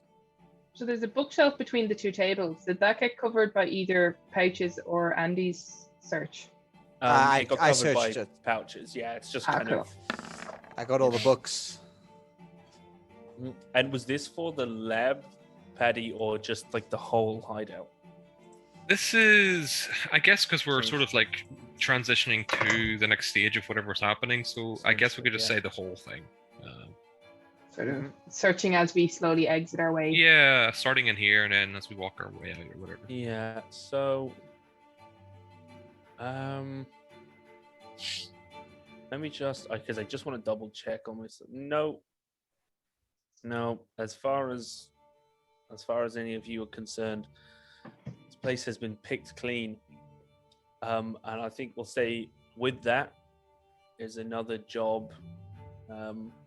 Well done. Another job well done. Yeah, let's say well done. Well, Yeah, the alchemist you did is pretty clearly well. well done. Yay. So excellent. Should So, we yeah, bring his another head job or well done. what's left of his head back to the boss to like prove we did it or anything? Or will he Yeah. do- Well, I assume. I mean, you can call, reinforcements because people will. I suppose there'll be. If you want people to help, like clean up or like, if this place needs to be sealed off or, they may want to pick through it. The sergeant will probably want to go down. Sergeant Steingard will want to go down and check everything over. So, I would say like leave it to them, just tell them it's empty and let them do what they need to do. But Yeah. I need to. But I can't stay down here. I'm on 1 HP and I need to go Yeah. and rest. You need to head back. So. Wussy. Hey, yeah, and shut up. on that note, with another mission well done. We will rejoin our brown cloaks next week to see what their next assignment is, and I think in between this mission and the next there will be another week of downtime, or a week or so, a few days, just as you see what adventures you get into sort of in the meantime. If there's anything in particular people want to do between this and their next assignment, we can talk about that in the DMs. Or if the chat has anything to say about what perils might befall them, or if anyone in the Discord has has any suggestions, we may take some of them on board. But I think with that we will end it Will we there be until level next week. 3? Well, Question. Yeah, would we be actually very good question? We be level 3? We've done 2 now since I love the the last one. enthusiasm. It's up to We're- you. I don't want to force it on you. It's a genuine question. Do I need to prepare it for next week? Well, I had been planning level 2 for another assignment. Okay, to okay. really all make good. you then let's do suffer. that. Yeah. Yeah. Oh, cool. By the way, Um, just to notice, chat, we have one available left of our captain tier on the Kickstarter. So if you want that last one, jump in there. Yeah. and also follow, and subscribe to the channel. That Mhm. too. Yo ho ho. It's a pirate's life for you. Go on. Yar. Yeah. Yeah. Oh, what did the I don't know if I said this last week when we were talking about pirates and seafaring, but what did the octogenarian pirate say to his first mate on his birthday? I don't know. I'm 80. Oh. Okay. I think on that note. Oh, yeah, yeah. On that terrible note. On Yeah. that bombshell. Well, Okay. yeah, if you enjoyed the stream, please do consider subscribing. It really helps us out. Check out the Kickstarter. That would really help us out as well. Or just come join the Discord, hang out. Tell us Good what we place should with do good during people. downtime. Yeah, how do I make them Yeah. suffer? So until next week, we'll see you all. Paddy, got any final thoughts? Not Did really. I miss anything? No, the Kickstarter has actually, over the course of us playing this game, has jumped tremendously. So, just want to say thanks to everyone who have backed us already, and even just people who are watching the stream and in general supporting Yep. Penny Dragon Yep. Games and helping us out. You know, we're all behind putting stuff together, and just people watching the stream on its own is a huge thing. So thank you. Yeah. Okay, well, thanks very much, everyone, and we'll see you Thanks, next week. everyone. Ciao. See you next time. Bye. Bye.